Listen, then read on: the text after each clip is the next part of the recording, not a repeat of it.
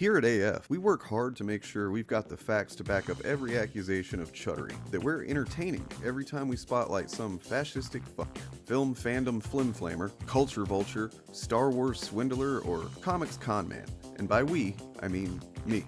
And while I'm certainly not doing it for money, I do need to buy a new PC soon for continued editing and streaming. That's why I want to express my deep gratitude for my support on Patreon, from dopest members like William, Michael, and Smirking Gun. That's not to say that the members at the chillest and basest tiers are any less appreciated. But even if you can't swing it, you can follow me for free on Patreon and still get some exclusive content and opportunities to chat directly with me. YouTube makes us give every ounce of ourselves. Sometimes it feels like we're being milked dry. Support at any level is hits.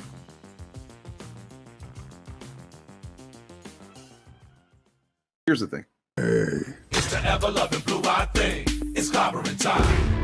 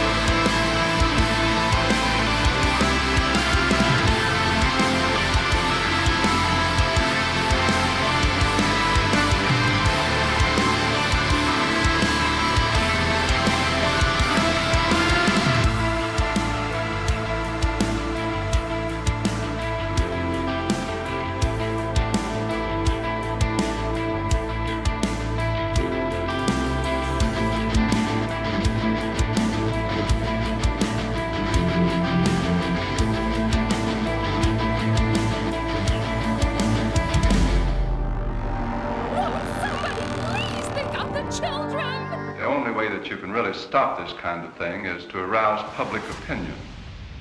It's very upsetting. It has a bad moral effect. Forced adversity.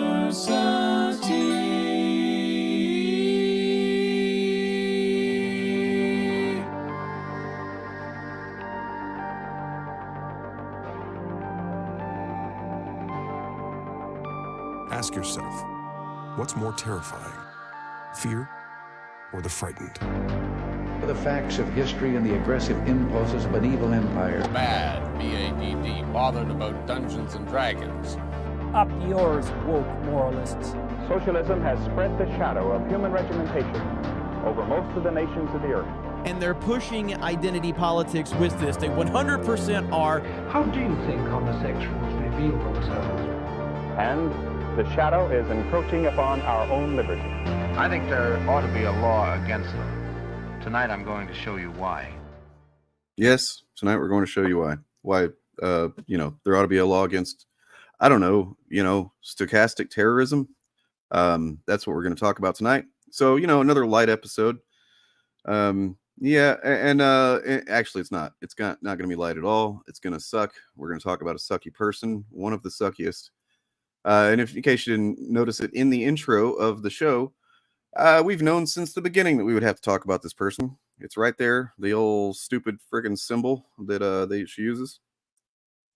It's there. We've known it. It's been like a fucking a specter over our heads this entire time. Yeah, and by we, by the way, by we, I mean the royal we, me and me, but also Morgan. Yeah, she really is the sword of Damocles hanging over our head. Okay, yeah. Look, sometimes it's like, well, not really. I was about to say, like, sometimes I wonder why I do this podcast. I really don't. There's never been a doubt that this is something that we need to be doing. But sometimes, whatever God or deity you believe in or don't or whatever, just says, hey, here's a little sign that, like, yeah, you're on the right track right now. And considering we had decided last week to finally do this this episode, and we'll get into why momentarily. But like, so it was already planned. It was what we were gonna do. Libs of TikTok, and then yesterday, just like some kind of shit manna from shit heaven. I don't know how to describe it. It was a gift from Apollo to fulfill our need for the prophecy to come true and to give evidence to his prophecy that has been delivered unto me. So yeah, Taylor Lorenz dropped an interview a little under an hour on YouTube with good old Kaya Rychik, Libs of TikTok herself. I think is that her preferred pronouns? Is that right? I don't think she believes pronouns are real. Okay. Well, we'll try and get around that. She does seem to refer to herself as a her, so I guess we'll do as she does, not as she says. Yeah.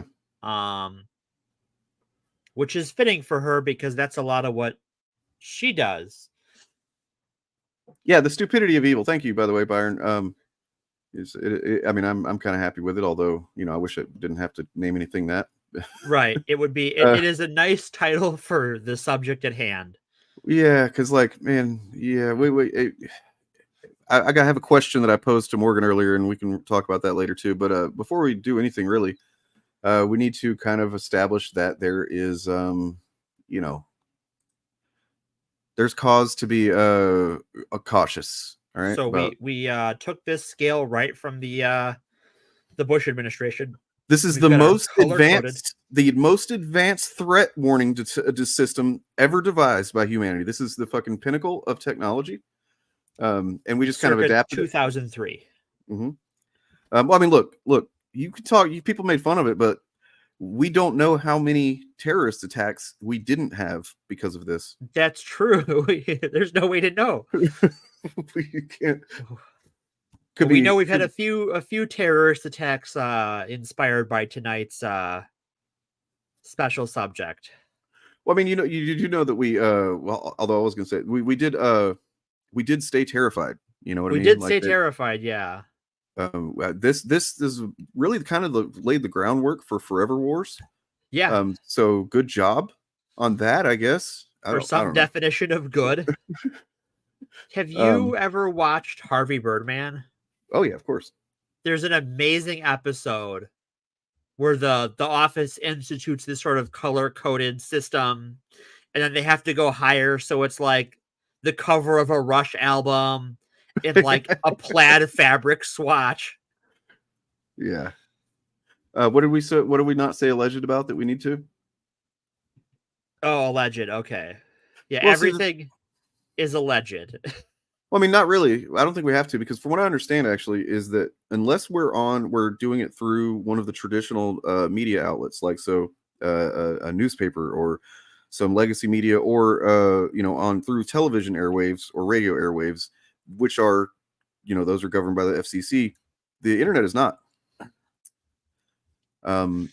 So you can kind of just say whatever the fuck you want, I think. That seems to, unless you offend Google's censor bot. Yeah, I mean, how many years did Alex Jones say the shit he said before they finally were just like, okay, we're gonna fucking. And that's only after there was like material harm done to the families and shit, like that could be observed and proven. So there's how dumb the YouTube algorithm bot is, though. It let that go for years. But there's a podcast called Cognitive Dissonance, who like 2 weeks ago got their YouTube channel had a strike for misinformation, and the misinformation is this poem they read at the end of every episode. But just the one that week for that poem was misinformation that one time. Oh. But not all the other times. Just that Weird. once. Yeah. Oh, so yeah, we should say, so I think we decided on high orange. Yeah. This is an orange level. This is a threat code orange. In that, it's just going to be some really fucking really stupid stuff, like stupid things said about trans people. But It is also stupid things that can be very fucking harmful to trans people to hear. And so, if it's something that you don't want to hear, you've already heard it, or you don't. It's just not your day to hear it. Whatever. Totally understand. We're also going to end up talking about some white supremacy, some just broad homophobia today and in the past. What else do we got? Some police violence, some racism, sexualization of children. Oh, all the hits. We're playing all the hits today. Yeah, because look, this is a special episode. It's a FAP News episode. Yep. Where everything you love is threatened by everything you don't understand. FAP News. And we're here to help you understand because, you know, we like understanding. We like context. Context is good, and you're going to see a shocking amount of it, especially once we get into looking at some of this interview. Like a almost like intentionally obtuse amount of lack of context. All right, but I didn't say that. I'm laughing because otherwise, I don't know. I have this Mike's Hard Lemonade that is going to be my emotional support bottle for the next few hours. Good call. Oh, and by the way, I do have some things. We can take pauses now and then. If you're in chat and you're like, man, we need to kind of take a break from this real quick. You know, just a momentary, like, take a step back and breathe. I've got some stuff, okay? And I'll give you an example of it now. I've got some George Lucas clips. Ooh. You know, I figured, like, what is like the least connected to today's subject that like has no, you know, just no relation whatsoever, and it's just like is fairly innocuous and even in some cases just kind of cute. Check this out. And they use something they call pyro. Wait, I forgot that I'm using an overlay, and I have to remove that before I can. Boop. Here we go. So this is where George Lucas just appeared randomly in the background of some documentary. Oh, nice. And they use something they call pyro processing. The interesting thing is they call it pyro processing, but it's a molten salt process. They're dissolving this thing in a molten salt, and they're doing electrochemistry on it. Why don't they call it molten salt? They want no association with molten salt because then it brings up another superior thing molten salt can do. Yeah. Goddamn cryptid. And that guy had no idea. But later that night, when he's going through his footage, he's like, was that fucking George Lucas? Oh, man. All right. God, that was beautiful. So, you know, a little palate cleanser. There we go. If anybody needs to take a Lucas break, just say, hey, can we get a Lucas break? Yep, just put Lucas break in chat, and we will happily appease you with the hottest Darth Flannel clips. Or if you know something like let me give me that Georgie boy, or I want to see that neck waddle or something like that. Just we'll know what you mean. Give me the flannel. Yeah. All right. First of all, though, the reason that we decided to finally just we're gonna talk about this is Next Benedict, which now that I say it, it sounds like Eggs Benedict. And I wonder if that was intentional. I don't know. I don't know. But I do think it's a cool name nonetheless. It's a rad name they picked for themselves, and like. It was hard seeing that they played Ark. Ark is my spouse's favorite game, and they play it hours a day. That's cool. I don't know what it is. It's a survival game where you get your character and you like wander around this wilderness, and it has like robots and dinosaurs and fucking aliens and shit. Oh. Neat. And you like build your base and you like tame creatures and stuff. And my spouse, they're fucking crazy for it. Cool. So like that was an extra gut punch in all of this. They seemed like they were a really brilliant kid. I think they had a 4.0 GPA. Family that loved them and did not conform to expected, especially in Oklahoma, gender norms. And yeah. Yeah. Oh, thank you, baby. Yeah. So Ark is like if Pal World is more original. Okay. Basically, yeah. Yeah. This is actually a brief edit that I made that's kind of special. I'm gonna just let it play here for a second. because here at the end of it, it's about how long is it? Oh, it's almost a minute. Yeah, so it's like, let's just take a moment of silence. When this moment of silence is over, you'll know.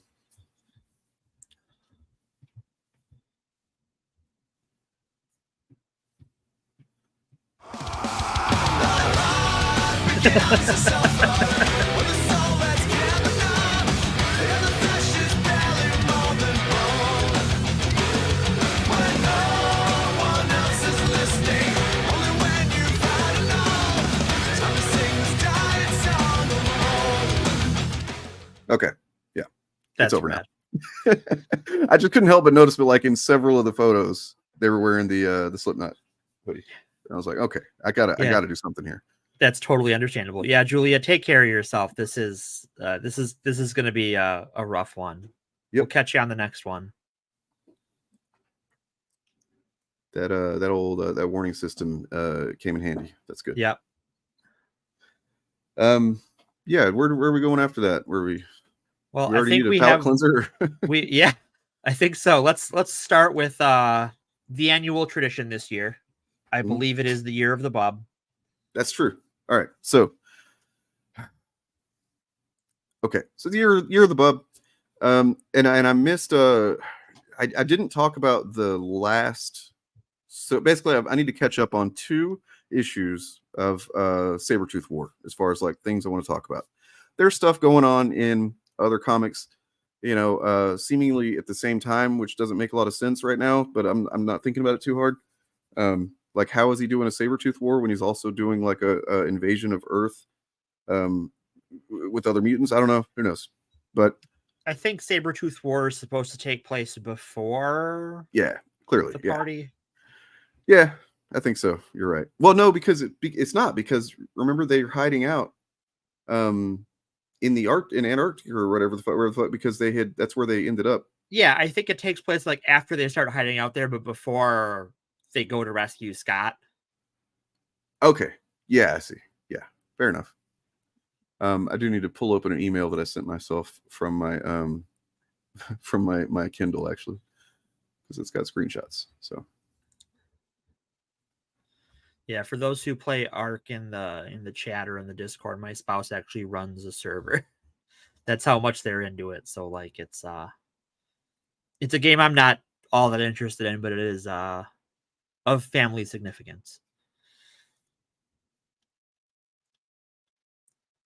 Sabretooth War's gotten kind of, it started off kind of brutal, and it has just kind of stayed that way. And look, they promised it. Benjamin Percy and Marvel marketing, they promised it was going to be pretty rough.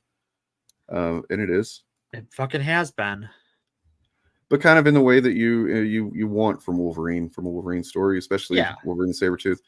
And so the Sabretooth is a character that, like, I've known who he was as long as I've known who Wolverine was. But I never... the rivalry was always just taken for granted for me. Like, I never really fully understood, like, why, other than, okay, he's a psychotic, sociopathic, fucking, just like a crazy ass killer. That's who Sabretooth is. Okay, that was kind of enough for me, right? Like I always figured he was obsessed with Wolverine, but like the why was never all that important to me. Yeah, really, it wasn't, and it could have stayed that way probably forever. But this most recent issue, kind of really just like opened it up for me, and I'm like, oh my god, really? Oh god, it's that's what it is, isn't it? And it seems kind of obvious now, but like, yeah, we'll get there in a second. I'm just got 2 more images to download, and then just wanted to show from the previous issue of it. Before that, though, there was just a couple of moments that were really cool, I think. Some Wolverine doing some Wolverine shit that, like, that's why he's the man.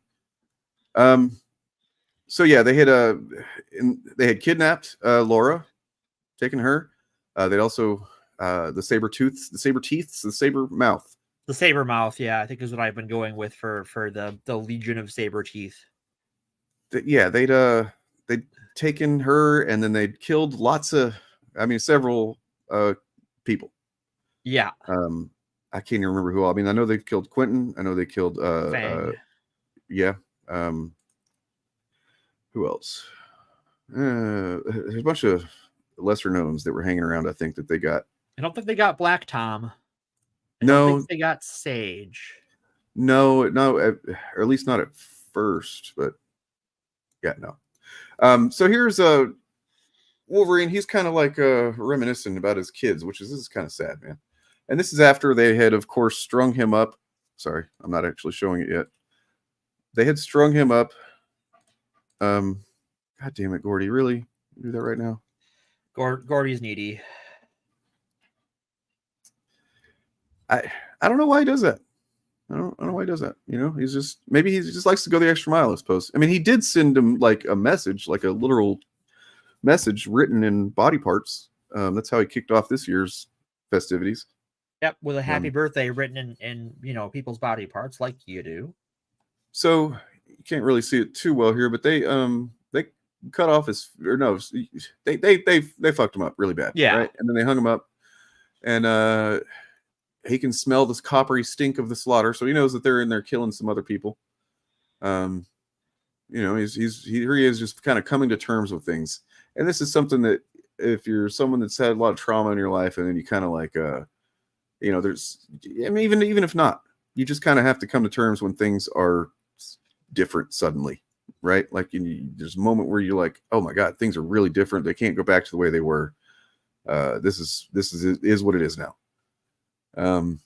Acceptance is important. And so he's reminiscing, right? Like, cause him and Akira had gotten kind of close, for whatever version of that they have. But I mean, of course, him and Laura, they're actually close. She's pretty special to him. And so he's just in here hanging out, and he's like, well, I'm fucked. How do I get free? Well, he figures out a way. Yep.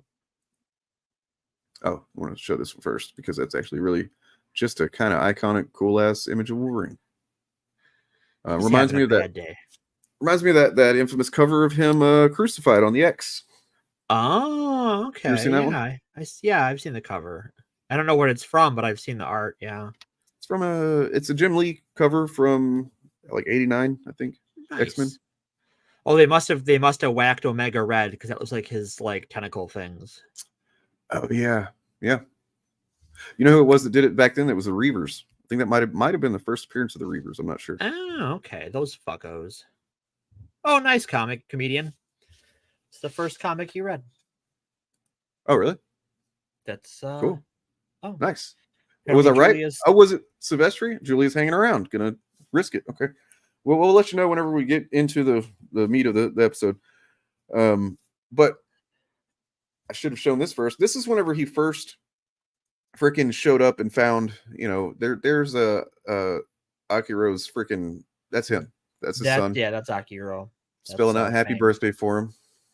And he, of course, he loses his shit. But except he's got a bunch of saber teeth there for him. It's meeting him. What's weird, what freaks me out is a bunch of them are like headless robots, though. Yeah. Fucking freaks me out.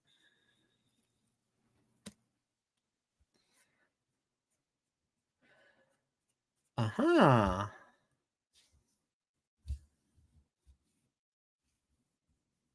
Okay. Sorry, I had to take a bite of food. Hey, food's important.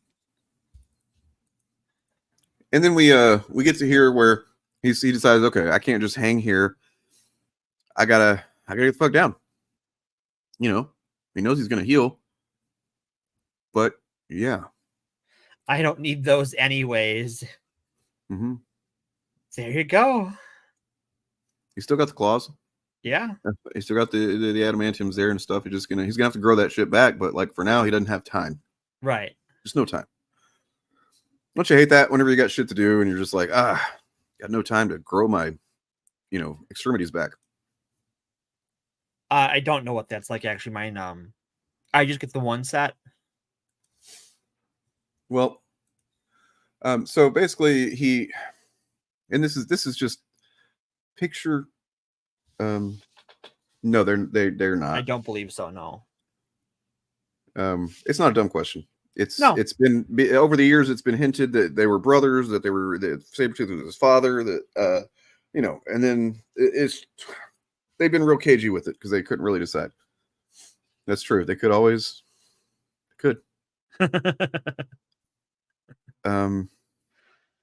Yeah, but anyway, I just love this because here he is. He's been running down the hallway on his stubs. Oh my god! Like,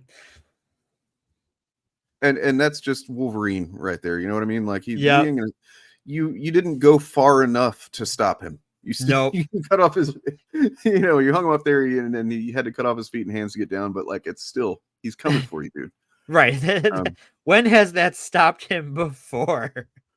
I love that shit. Okay, so to the thing today about Sabretooth in particular. All right. So that was in part 3 or 4, I think. I'm not sure.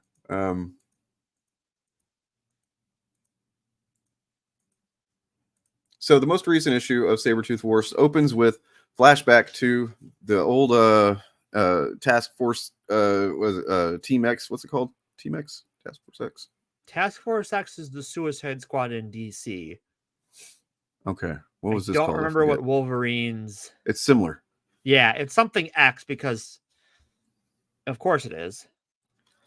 Team X, something like, whatever. There were a bunch of Weapon X guys that were kind of government, controlled Weapon X guys. You got Maverick, you got Sabretooth, different people over the years. So this is Sabretooth reminiscing. And he's talking about, people talk about the good old days. Nostalgia is one hell of a drug. I'm immune to every narcotic there is, except maybe that one. Nicaragua, years back, just another routine Team X delivery. That's what it was supposed to be. Oh my god. I can still smell all the spilled blood and nitroglycerin. Good times. That's Sabretooth just thinking about the good old days. Just, committing some light slaughter in Nicaragua. Mm-hmm. And then it kind of comes back to where he's dealing with this. The reason he's reminiscing is because he's got all these Sabretooths that are working with him. Man, they're just not cooperating. Like, can you imagine? Well, like, okay, if I were Sabretooth, there's one person I would never want to cooperate, and that's with myself. I fucking hate that guy. So, yeah, they're fighting. He's got to establish dominance probably every 5 minutes. One of them kind of gets smart, decides that they, because really none of them want to do this like psychological aspect of this shit with Logan. No. And it makes you wonder, like, is this the only universe where Sabretooth has that specific, like that much deep hatred for him or what? I don't know. It must be like there's the one good Sabretooth, and that's the one from Age of Apocalypse and Exiles, where he's like just kind of chill. Don't give Sinister any ideas, Julia. No, it's actually so in the after he got sent down into the Krakoa to be imprisoned under Krakoa, a bunch of stuff happened. Essentially, his son Graydon Creed was going through the multiverse killing Sabretooths. And that basically gave an opportunity for him, and he escaped more or less. And he gathered up some others. A bunch of saber teeth came together to form a saber mouth. And then you got Laura here. She's watching. She's like paying attention. Like there's some politics going on right here that she's studying. Right. They're ripping each other apart, but there's something else going on. She can use it. Back to reminiscing here toward the end of the issue. Miami. And he's saying, they're going to arrest us as soon as we reach port. And as you can see, it's Logan and Sabretooth. And they're just guns out, suns out in more ways than one. So he's like, yeah, so we'll be out in an hour. And our cargo will already be on its way to Los Angeles. This doesn't feel like a good covert op to me. And he says, ours is not to question why, which is what he told one of the other Sabretooth earlier. Right. And so basically it ends with this, just like this highlight reel. This is Sabretooth again, reminiscing. He says, war is truth. War is love. I was truly myself back then. And so was he. Everyone else might buy his noble warrior routine, but if that's what he wants to be, oh, sorry, it got a little blurrier than I expected it to. If that's what he wants to be, then why is he so damn sad all the time? It's because he misses who he used to be together. Breaking him down, getting back to the real Logan. I'm doing him a favor. And if he can't change, he'll be better off dead. Yeesh. And I just sat there with it this is like the last thing in the issue, and I'm like, holy shit, that's fucked up. Like, this is, and there are people like that. Oh yeah, for sure. That think that people like that, not to this extreme, but like that. No, obviously not to the literal actions taken, but like that think that they know what's better for you. That like, you may think you're happy, but like things were better, whenever we used to. Like, for instance, I've known people that thought that way about, like I used to be into partying and doing some drugs and shit like that, and there are people that will get mad at people for getting clean and sober. Yep. And they'll like try to fucking sabotage that for them. It's like they can't understand what being happy is, or even not necessarily being happy, because I wouldn't characterize Logan as happy, but like not being beholden to your worst instincts and not doing shit to make the world a shittier place, and right. Not doing things to make your soul, so to speak, a little bit shittier all the time. Can't understand that. So like, it must not be real, right? So like, I'm gonna do him a favor and bring him back to what I know he really misses it, just like I do, kind of thing. And that's fucked up. This level of, I know what's good for you, and the more you fight me, the more violence I'm going to do to you and those around you for your own good. And yeah, it does sound like a bad partner. Mm-hmm. Could be a girlfriend or them friend too. Yeah. I had a friend like that was like, I don't want to go into it. Well, it's a funny story for another day. They tried to stab me. It was a good time. The story ends very happily.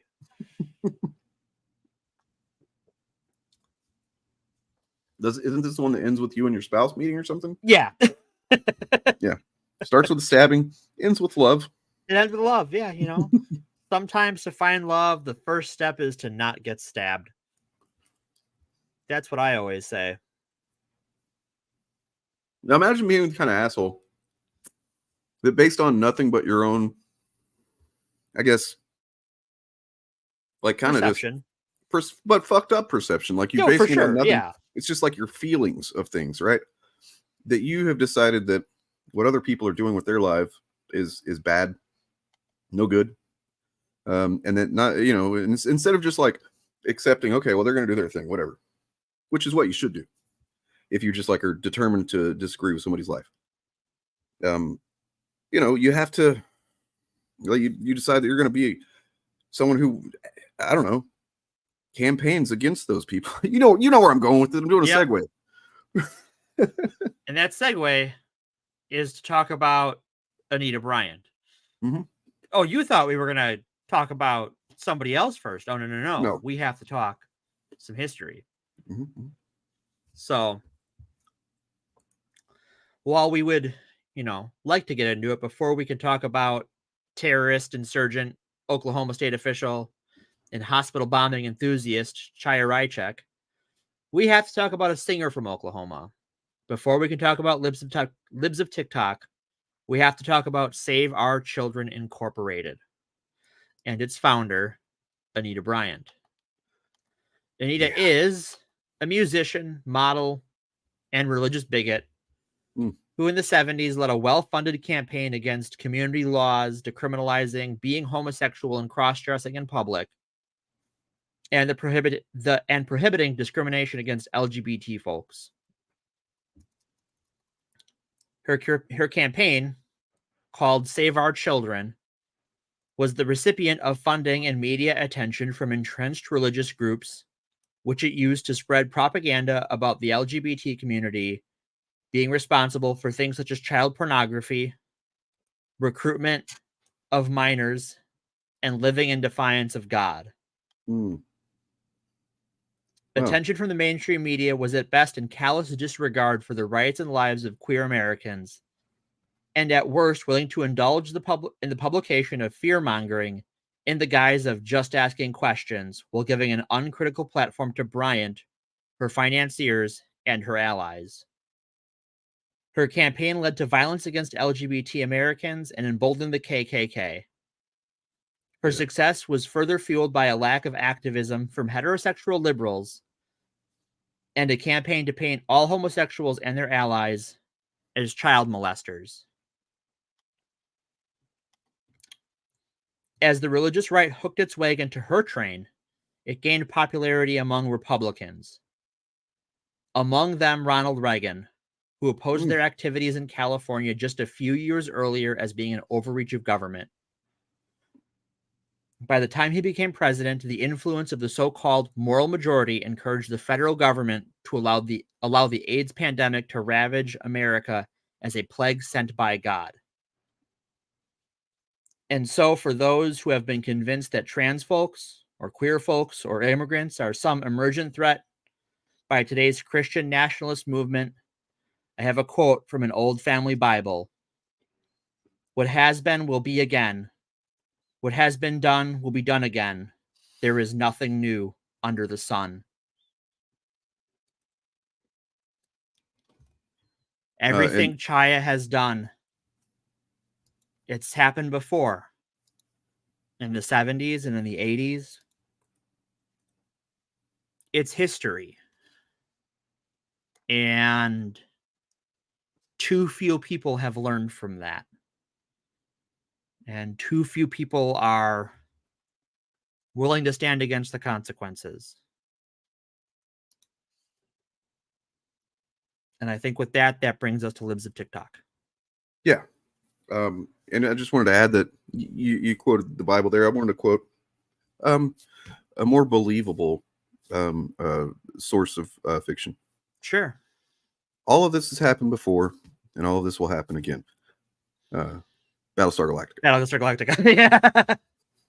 Although I prefer to quote from the finale, but does it all have to happen again? Oh, there you Instead go. of all of it will happen again, right? The Right. question of does it have to? It doesn't have to. No. We just haven't learned yet. And yeah, so what haven't we learned? That. So say we all. So say we all. There are people who, well, you know what we can start with is we can start with the question of what is evil, right? That's a good question. I mean, because Libs of TikTok seems to have an idea of what evil is. I'm going to stop calling her that. Her name is Chaya. We should call her by her name. I think there is something about using a screen name or a branding handle that gives someone cover and sort of dehumanizes their activities in a way that excuses them. Yeah, well, I mean, and has she done anything really wrong yet? Well, let's get into that. Let's get into that. Let's start there. We'll start with Nex. Let's start with Nex. There is some there might be some stuff to come out of that's just not going to be easy information to grapple with, and indicates something more insidious. But we don't. It's neither here nor there. It's still pretty early on. Nonetheless, we know for a fact that Nex Benedict was a 16-year-old non-binary kid who, parents were just recently, kind of like coming around to being supportive and stuff, but they were being supportive, and had been being bullied for a while at school, and then apparently these three older kids, girls, where they were in the bathroom with these kids, some sort of confrontation happened that was, seemingly, based on what we understand, continuation from events that have happened prior to, probably months, weeks prior to, and then it kind of culminated with Nex having their head beaten into the floor a good bit of times, apparently, and then they were beaten into unconsciousness, which if you don't know, in movies and stuff, people get knocked out all the time and are kind of fine. But in the real world, when someone gets knocked out, often it is a sign that they have suffered a traumatic brain injury. Yeah. Well,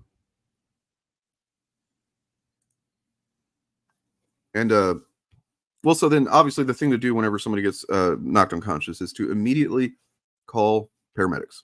Yeah. That is, I mean, anybody understands that. Like anybody. Yeah. Even the faculty at a freaking high school in Oklahoma. Yeah. You would think. But that's not what they did. That's not what they did. So yeah, I'm not sure what the timeline was, but I know that they didn't immediately call, and that the what was it? Did Next go on their own later? Is that what happened? They went the next day. Okay. They were suspended from school. I believe their grandmother took them home. And then when the next day they were having issues and they were taken to the hospital and they died.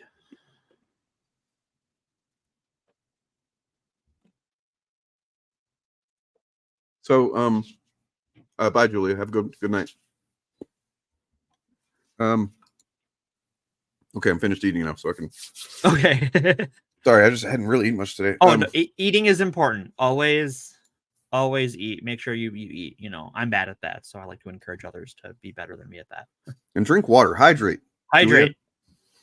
Yeah. So why is it relevant that this took place in Oklahoma? Why is it relevant to Kaya? Well, because so the superintendent of schools in Oklahoma, some fucking culture war ass clown, you know, he's big, I guess, lives a TikTok fan. Yeah.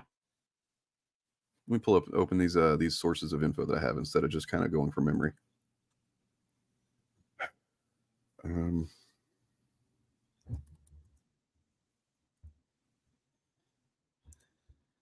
There's that one.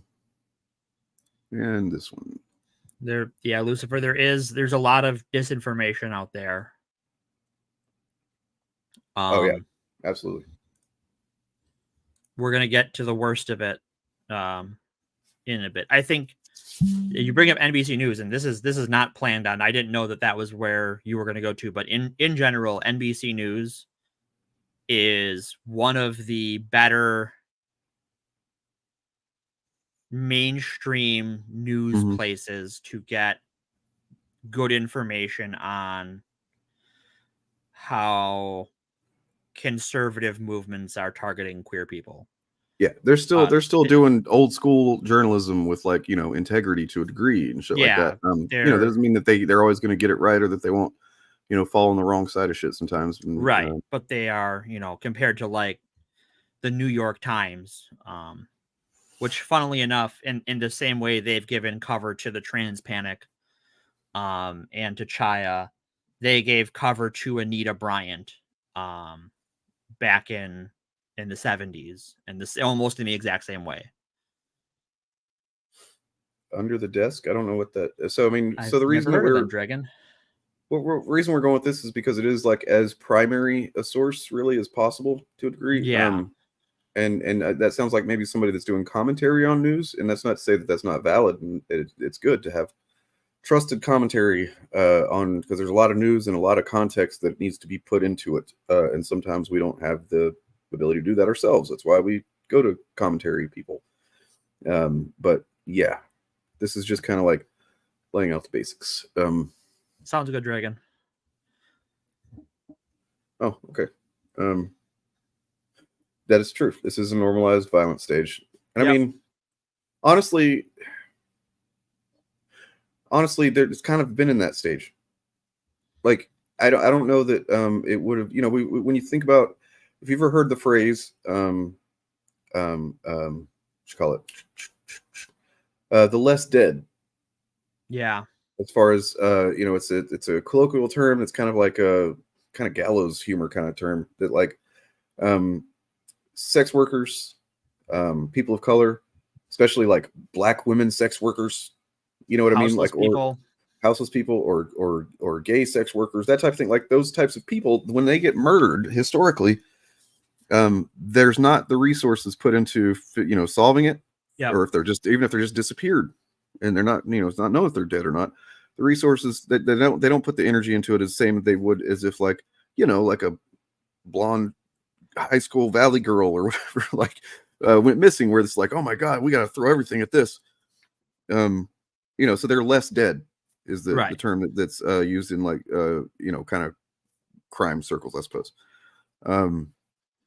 And yeah, so I mean, in that way, like it's I guess we're more exposed to these incidents happening, but it's always kind of been that like society is not chosen to care as much, it seems like. There is a race and class element to the normalization of violence, but I think we've reached a level where now it was one thing before where, for instance, some of my family members, so when that immigrant family got shredded by the razor wire in the Rio Grande, they didn't care that they died, but they didn't celebrate it. It was just neutral background noise, where now I think, and that wasn't even that long ago, but I think there is a increasing segment of the population that doesn't just take it as granted or as acceptable, they celebrate it. And I think that's a different level of normalization we reach. Not that the other one was good by any stretch of the imagination, but we have moved to a point where there's a segment of our population that celebrates the deaths of immigrants and queer folks. And indigenous people, like I know that's a problem in Canada. It's a problem here too. Yeah. In fact, I mean, it's a TV show, but it's a very good TV show, and it addressed this issue of True Detective. Night Country just ended not long ago. And it was pretty fucking good. It had to do with kind of centered around an indigenous girl who had been murdered, and then a few years before, but then kind of came back around as being irrelevant. Yeah. But yeah, one of the things with Nex's death is their family is native. I believe they lived on the res, or their grandma lived on the res. And they were somewhat involved in their tribe. Their chief had been supportive. And violence against natives, I think a lot of people don't know. It's easy to not pay attention to, but there is definitely areas in this country that are near reservations because they are areas where poverty is enforced by state authority, right? That like, because the tribal reservations exist as these semi-sovereign areas that can only do, like, what they can do, how they can make money is regulated by the federal government, and by federal laws passed centuries, or not centuries ago, but often over a century ago. They're not exactly wealthy areas, and so there is this class and race issue that comes up of places near reservations seeing the indigenous people who live there or come from there as being poor, as being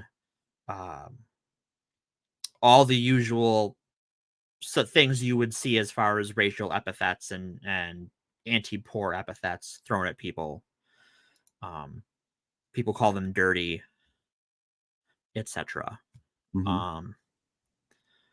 So I don't know this. It hasn't been talked about with Nex's case, but there's a chance that there's a racial component to this too.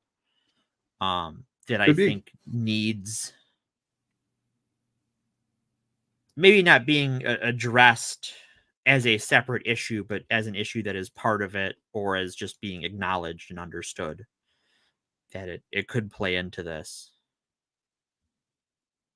Very well could. Yeah. Let's see. Do we need George break? George it.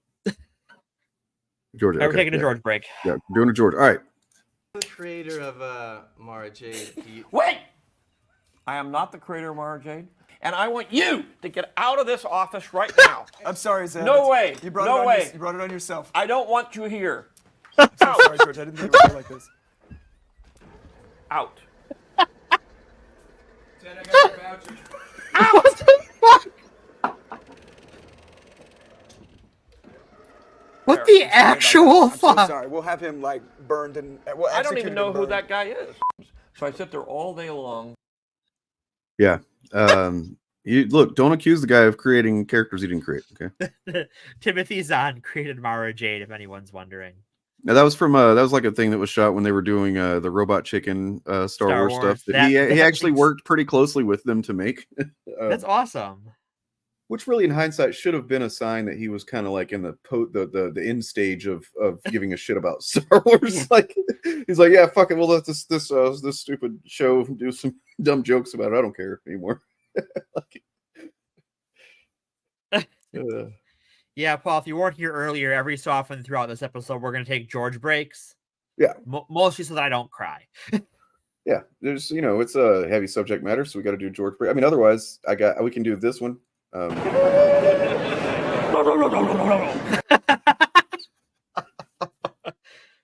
that? Yeah, Zahn also created Thrawn. True. And Luke Skywalker, subject of a Great Force Adversity episode you should check out. Yeah, Luke. I actually don't have a whole lot of George clips. I could grab some more. I'm sure I could find some more, but we've already used 2/3 of them. So. Well, we'll have to be judicious with that last George clip. It is pretty good, but it's like it's only the very last like couple seconds of it where it's like, oh shit. Anyway. So you might notice here in this article that I was showing, this is Oklahoma, right? Oklahoma. Yep. Okay. The education department's library media advisory committee. She's been placed on that. She's an advisor. But she's not an Oklahoma resident. And as she said we're going to watch some of this interview that dropped yesterday. And in that interview, she says, yeah, I've been there once. Been to Oklahoma once. She lives in New York. She has no children in public school. I don't think she has children. Okay, so then we're gonna also get into some of the specific things that she loves to repeat.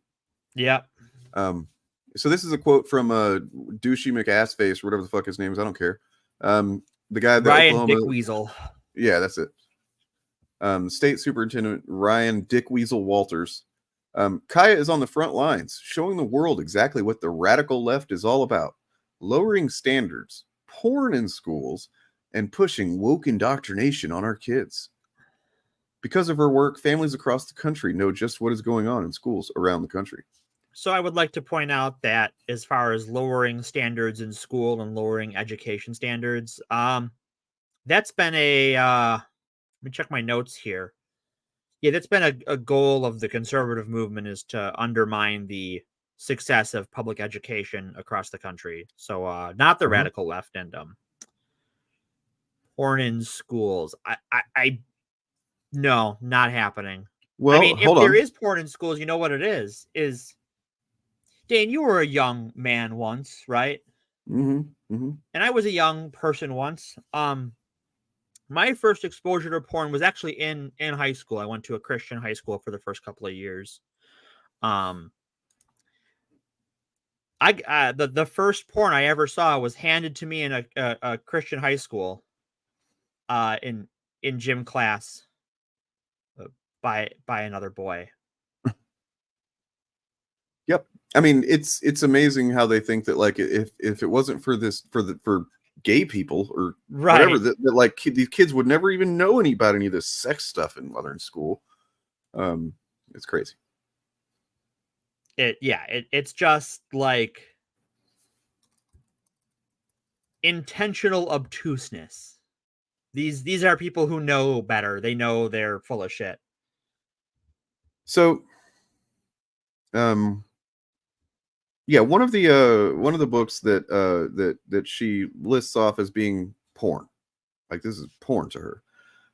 I bought the book because I wanted to see, maybe it's bad. Like, I definitely think there is stuff that shouldn't just be available to just all ages in schools. Like, absolutely. And nobody really fucking thinks that there's other than that, right? Anybody that thinks that kids should just be able to access like literal fucking, pornography or whatever is like a fucking crazy person, and they're not just somebody with any kind of power or anything like that. And it's just such a cartoonish straw man that it's honestly upsetting that the right has made so much fucking headway with it. So what is pornography? I'll know it when I see it. Yep, that's it. That's famously what I forget what his name is. He's a Supreme Court justice. Supreme Court justice, yeah. He said, well, I don't know how to just define it, but I'll know it when I see it. And that's kind of what it is. It's like, first of all, let's talk about genderqueer. That's the most banned book. I think it's still it was one of the top few most banned books in the U.S. Right? By was it Maya Cobaid? I think it is, something like that. I do not know. It's a book by I believe she's see, I should have brushed up on this because I don't want to get it wrong. I say she, but I don't even know that's what it is. I think it's, let's find out. Gender nonconforming. I know that. How about that? And the book is about their experience. I'll just use their as a safety. About their experience growing up and kind of figuring things out. And it is a book that is explicitly stated by the author to be written like the people that they had in mind when they wrote it was their parents. They're an adult now, but they hadn't come out fully to their parents as, what their identity really is. And so they wrote this book, and it's targeted, like on the book, it's for ages 16 and up. Okay. This book has not been in any elementary or even junior high school libraries, just easily accessible to kids to just grab and go, apparently it's been in a handful of teachers' personal collections that they can make available to kids. So kids have to ask for it, I suppose. Right. So that's as far as that's gone. But that becomes they're teaching porn, or they're teaching, the stuff. And never mind the fact that the thing that's in the book, the couple of images that are in it that they got so upset about. One of them is, I should just grab the images because just describing them isn't even going to do it justice. You're going to think it's more graphic than what it even is if I don't show it to you. You know what I mean? Like it's when I first saw someone sent me something, or shared something with me that was like oh, you don't think this is porn? And I'm like, it's like a sketch with like low detail. Yeah. It's like a textbook. And I'm just like, this is a textbook. This is a textbook. What? So let's see. These are, this is actually, I guess. Yeah. All right. Yeah, are the images YouTube safe? Paul is asking. I don't actually know. They are. Yes, that's the thing. That's like I made the joke. I was like, I should just name this stream "Let's Look at Pornography." Okay, because we're gonna be able to look at these images, and it's gonna be fine. And that should tell you everything you need to know. If it was pornography, I wouldn't show you this stuff. So this is the level of detail that we're looking at. This is the level of detail of the book. Every single drawing is about this level of detail. Oh my God, that's not very detailed. And so, it does talk about some stuff that, like, look, kids that are teenagers deal with these issues. And, I don't think, and it really goes, there's one aspect of this book that shows you that it's not just about, queer stuff, right? Because it also talks about Maya getting their period for the first time. And it shows a drawing, like an image that they drew for the book, of, I guess, like it's like a used sanitary product. hygiene product, yeah. And it, it's properly looks like you're like, oh, I don't want to see that. But that's one of the images that's also bandied about is like, look at this, look what they're showing kids, this is disgusting. And it's like, okay, yeah, it is gross to me, but like I don't think me and you mean it in the same way. You know what I mean? Like it's not. They mean it in the same way that like, oh, you sleep in the shed while you're having your moon. Right. You know what I mean? Yeah. It is you're unclean and you can't come into the religious facility. Right. Yeah. It's only pornography if it comes from the porn region of France. Otherwise, it's sparkling nudes.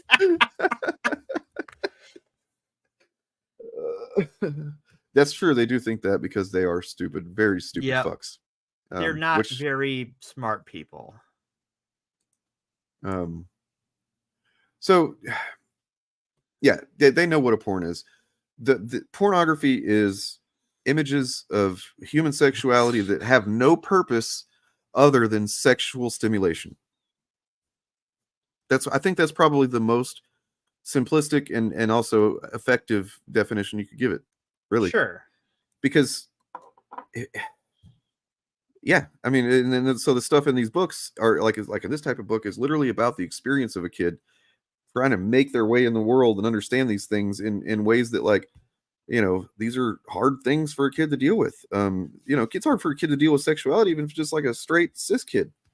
Right. Well, it doesn't help that like so much of the country doesn't want to tell things they learn the hard way, right? Like, I don't think I heard my parents describe their good and bad romantic experiences, if we can call it that, until I was engaged to be married. It was like, this sounds like something you should have told young me, not this me. So I think we're about to get to one of the offending images here. I'm going to be offended. Well, there it is. Oh my God. Oh my God. That's oh my God. Wow, that is a picture of a child. Mm-hmm. Yep. Oh. And it's literally about the experience that they had, and not because of the way they were raised. They just would swim with their shirt off with their brothers or whatever, and right, yeah. Then they go to the public beach for the first time, and this is what happened. It's like, oh, look, they had no idea. So yeah, that was that experience. Well, and it's like, why? I don't just get need to put it back on now. We can't tell you why. Yeah. I didn't feel I'd done anything wrong. Well, because you hadn't really. You hadn't, yeah. But this is adults putting their weird fucking, shit. It's like, you want to have the conversation about should older girls and women, that's one conversation. But like, I don't know. It's just look how weird they get about breastfeeding. Yeah. Yeah. And that's like, how dare you feed your child in public? Like, what the fuck? Hey, why are you looking? Right? Like, oh, she's breastfeeding. Oh, okay. Anyways. Like, this is this is an experience that a person had, and this is what's banned. Like, this is not pornography by any stretch of the imagination. And then so like there is the one scene that's like whenever they getting older, because they kind of go through their life in chronological order. Mm-hmm. And when they get older and they start experimenting sexually, and there's first they try boys, didn't really like that. Then they tried girls, didn't really like that either. Liked it somewhat better for certain reasons, but like basically so there's a scene, I guess you call it, panel. Sure. Where the girl that they're dating tries a strap on. Oh, okay. And it is a completely non-descript, like non-detailed, just a phallic thing that that's like shows them putting it on. Yeah, thank you, Paul. Yes. I mean, yeah. Yeah. It's that's what I'm saying. Like even the sanitary product thing, that moment is like not something that's something that a cis girl would experience, and like they still didn't want that. Right. It's like something that literally over 50% of the population is going to experience, and like no, Nope, can't. it's disgusting. You can't have kids knowing about that, even though kids are fucking living it. They're gonna find out, right? Like, it's Even enforced ignorance. It's like Yeah. we're going to make you as ignorant and unprepared for this as possible.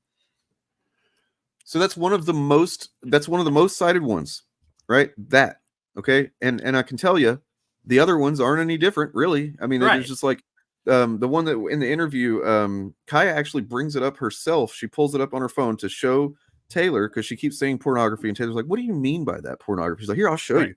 She fucking pulls it up, and she's like, "What, what does that look like to you?"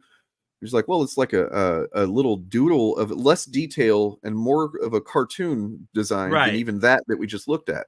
And it's like a naked man, and his penis is like, as Taylor describes, it's an upside down U. And that's it. That is it. And like yeah. So point being that we're kind of all over the place here, because that's how we do this show apparently. But sometimes, yeah. Especially this one. So after the reason why it's so egregious, other than she calls this shit porn, right? That Kaya is now in that position, and she's also just followed by over 2 million people on Twitter, because she's ironically banned from the platform that is in the name of her account. Right. She actually can't be on. I mean, I'm sure she has sock puppets on there. But her primary account, I believe, was banned. Oh yeah, she's got a staff now apparently, which is fucking terrifying. But so this is the thing. After Libs of TikTok posts, there are bomb threats. You know, and like I remember covering this whenever it happened with Matt Walsh in the Boston Children's Hospital. Mm-hmm. Matt Walsh did a segment where he said that Boston Children's Hospital are saying that every kid that's born there is trans. And it's like, what? They clearly, obviously, like, you don't have to check that to know that that's not what they fucking said. You know, like, and that's, of course, that's not what they said. They didn't say anything really like that. But yeah, then after he said that, though, you started getting bomb threats at the children's hospital, because that's what you do when you care about kids, guys. When you care about children, and you know that there's a place that might be doing something bad to children, you threaten to bomb that place that has children in it. That's fucking genius, you know? Like, and then it keeps happening, right? It's not like, okay, so like, hey folks, hi. If we did this episode and 21 people from Dane's audience were to threaten to bomb someone, I would be like, hey, we gotta have a fucking conversation. Absolutely. Yeah. We would do a very special episode about like, hey, what the fuck? No, can I tell you something? I think stochastic violence is the goal of like a lot. Oh yeah, many conservatives on social media these days. Oh yeah, for sure. I'd say it's the I've got an example of Jeremy Griggs from whenever fucking the turf game came out, turf video game, J.K. Rowling game. Oh, Dollar Store Dragon Age, yeah. Yeah. When that came out, there was a what was it, Wired maybe, or I don't remember what outlet had they reviewed it, and it was apparently a trans person that reviewed it. And Jeremy Griggs, you know, in defense of this game, he decides he's going to show this person's picture. He went and found it. You know, it wasn't part of the review or anything. You know what I think it was? I think it was the GameSpot review, because Jessie Gender works for them, and I think she did the review. It wasn't because okay, because I know she did the review, and I know she got some. Oh yeah, I have no doubt. But I mean, yeah. This was a different Somebody person. else, I remember the image and the name were not Jessie's. Okay, but like, you know, and it's somebody that honestly, you know, I mean, I guess it's somebody that would be, you know, somebody that would be, I guess, a candidate for mockery by these motherfuckers just by seeing the picture, right? And I guess that's the best way I can describe it without, I don't know, but like, yeah. And that's, Jeremy knew that. Jeremy Griggs knows that whenever he posts the photo and says the name and says, look, this is who fucking reviewed it. You know what I mean? Like, what reason do you have to show the photo other than to generate harassment, right? That's the plan. Yep.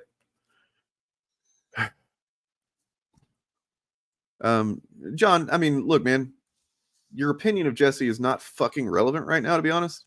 Like, I mean, that's not. We're not talking about Jesse tonight. We're not doing we're also not doing like here's our little opinions on content creators. That's really not the topic. So, yeah. He identifies himself as theocratic fascist. Well, guess what? Kaya, proudly, the label she takes on herself. Stochastic terrorist. Stochastic terrorist. She did for a while. She doesn't anymore, I don't think. Oh, I think she down. I think she realized that maybe that is a bridge too far. Like that you shouldn't, maybe, even if it's, she's being ironic or whatever, think she's being ironic. Probably because she doesn't know what words mean. But then like probably somebody was like, actually, you probably shouldn't, because that could potentially contribute to you getting some kind of charges eventually or something. Who knows? Right. If you describe yourself that way and then something happens, at the very least, there could be a civil lawsuit. Like, you might have trouble getting a prosecutor to sort that out, but like. Yeah. You know what? Yes, that's actually, I'm sorry. I can't, you got people making more points about this, and I do need to get back to it because John Redmond, I mean, I know you've been around for a long time and in my chat and stuff. You're not here consistently though. So I just want to make sure you know that, like, priorities, man, we're talking about trans people being harassed and threatened and so on and so forth. And killed. And killed. Yes. And in particular, we were talking about Jesse receiving harassment, and your response to that is, oh, she's so smug. And never mind the fact that, like, as Bob says here, doesn't mean she's wrong. Right. Smugness, in my experience, often has something to do with the person perceiving the smugness.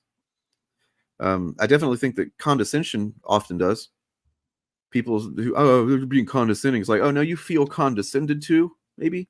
I think that's something that happens a lot. Anyway. I mean, we're going to be very condescending all night long. And yeah, deal. Sorry. Yeah. Anywho. So, sorry. Just need to kind of get clear the chamber on that one. So yeah, the fact is that Kaya had already posted about a teacher that worked at the very high school that Next Benedict went to. Was actually a teacher of Nexus at one point. And I don't know the details behind that, essentially, or like what the teacher was said that was posted about or whatever it was, but the teacher ended up quitting, I think, or getting fired or something like that, because, so I have seen mixed reports on that. This is a high school where, and not just this high school, but with the superintendent of the school board or whatever being who he is. This is an environment that's been cultivated that is essentially cool with, if not encouraging of, the harassment of trans kids, and the belittling, the devaluing of trans kids' experiences. Well, it seems like how their school resource officer and the school handled a medical issue, like someone being knocked out. Like it seems like they don't care, right? Like that's a feature, not a bug. That these kids being not discouraged from engaging in bullying is a feature, not a bug. And I don't know if it's rule 1, and I don't think that's entirely true that you can't pick your allies, but I definitely think that you can pick your enemy. You can picking your allies based on how smug they are maybe isn't the best idea. You should pick. The fact is that Jesse is effective. Jesse has a large ass audience. Yeah, she's bigger than us, right? By orders of magnitude. Yeah. Mm-hmm. I mean, yeah. So, where do we go from here? What are we doing? I think we got to talk about the cops. Okay. I think we got to. So, a couple days ago, the police department in that town released a statement that while the autopsy wasn't complete, they were putting out a statement that this wasn't that no one was responsible for this death. Effectively, The family has already said they want to get their own private autopsy done, which is not cheap, because they made this statement before the actual official autopsy report was completed. And if this sounds familiar to you, this is the same thing that happened in Minnesota with George Floyd. Yeah. Same playbook. That somehow the police are able to say, at the same time, they can say, well, we're not finished with our autopsy and everything. We're not finished with the examination. However, we can say for sure that whatever violence occurred at school is not the cause of death, but we're also not finished with the autopsy. Right. Which anybody can see how patently fucking absurd those two statements are, trying to make them both at the same time. That's what they did. And yeah. And then, I was talking with somebody, I don't know if he wants me to say his name about it, but like, he was saying, he's like, man, seems kind of conspiratorial to say that, and before he even finished, really, I was like, no, it's not conspiratorial, because if it was another state, if it wasn't who the school superintendent of the school wasn't who this guy is, and if he hadn't hired who he had hired, maybe it would be a bit more of a reach to say that, there'd be more speculation, I'd say, to be like, sounds kind of funny, like some weird stuff going on. But this almost seems like you have to consider that as a possibility.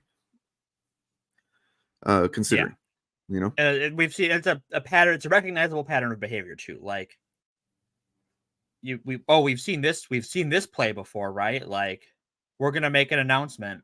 And this isn't even just with the George Floyd thing. If you were paying attention to the Mueller report, before it was released to the public, the Attorney General at the time, Bill Barr, put out his report on the Mueller report that was basically nothing to see here, folks, to cover up the fact that enough people who were sort of conscious in the periphery that this was going on would hear that, oh, it was nothing, no big deal, and they'd forget about it. It is a classic play, as it were. Yep. Sure enough is. So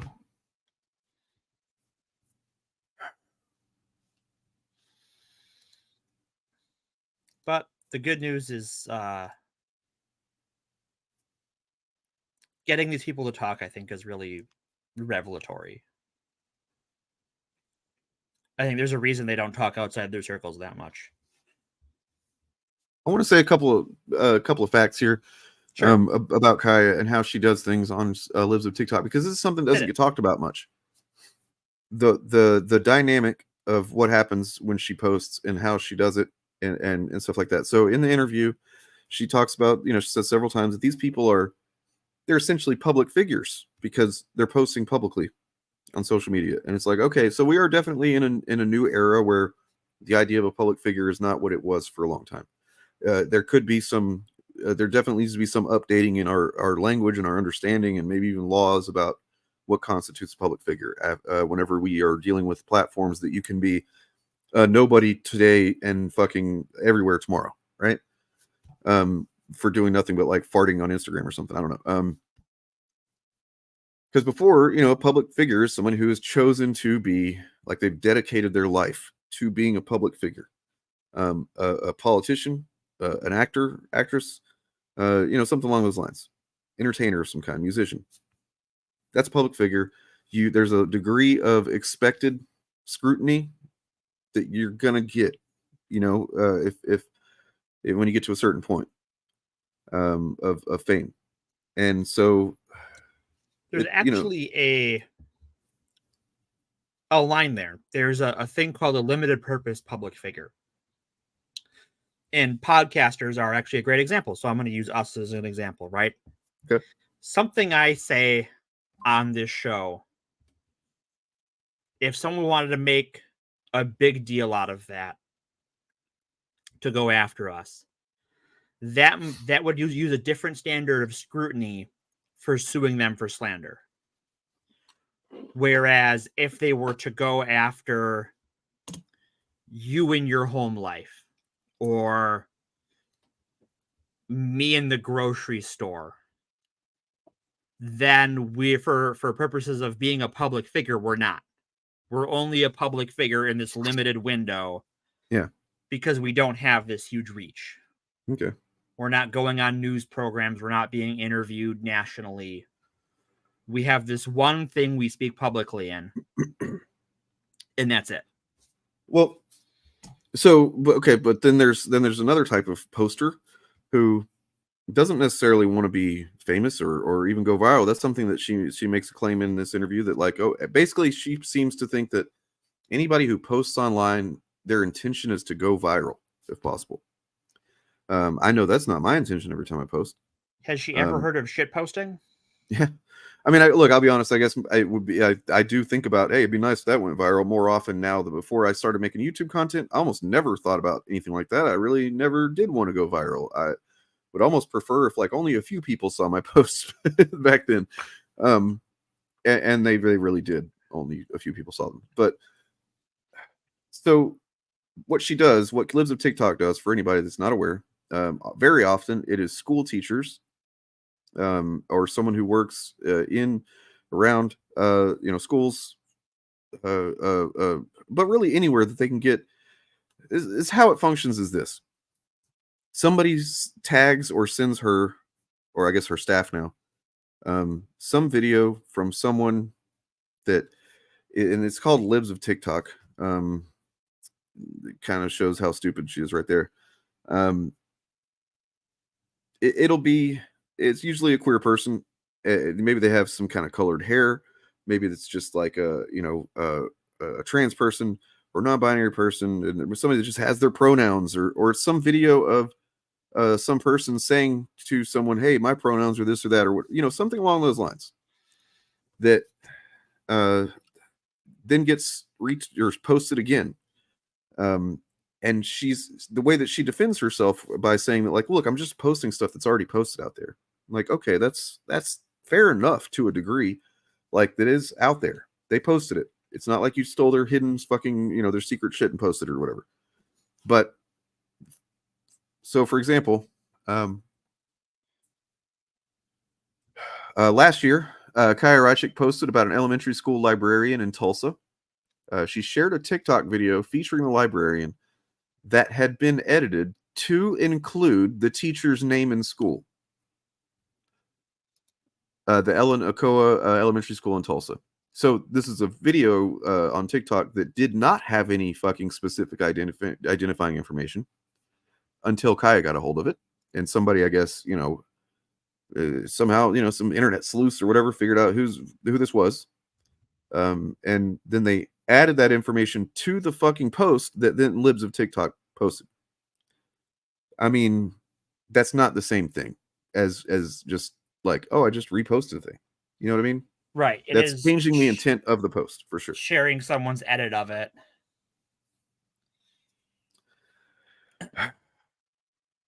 It reminds me of Project Veritas in a lot of ways. Yeah. We're like, we're going to show you this thing that is ostensibly we're going to claim is real.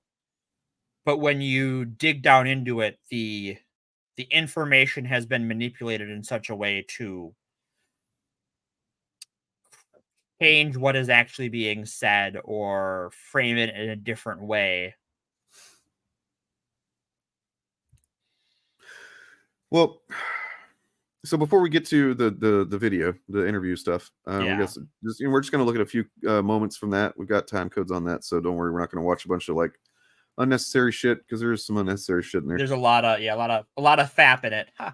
To answer Mark's question quick, Project Veritas, I think, was at this point. I know they got rid of their leader for embezzling. They were a group of self-styled conservative investigative journalists who would go into abortion clinics posing as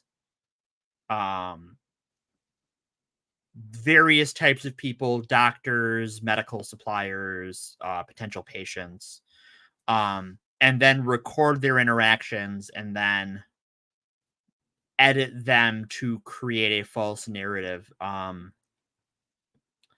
They've actually been busted like several times doing this type of shit. Yeah. It's like they're not even good at it. They're not even good at No, being they're- fucking false, basically, yeah. It's yeah, I know their leader was ousted over using their money to I think he got like a helicopter ride and like got No, money not- to a Broadway play. not the kind of helicopter ride he deserves. Hey-o. Oh, no. No. Oh, sorry. No. Okay. Yeah. We're we are not stochastic terrorists. No, we're not. And also that was actually, kind of a fascist that was doing that shit. So yeah. Anyway. Look, it's just word association. You said helicopter rides. I'm sorry. I know. I'll forgive you just this once.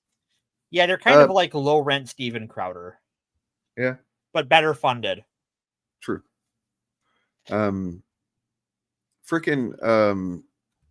Yeah, they fabricated sources for sure.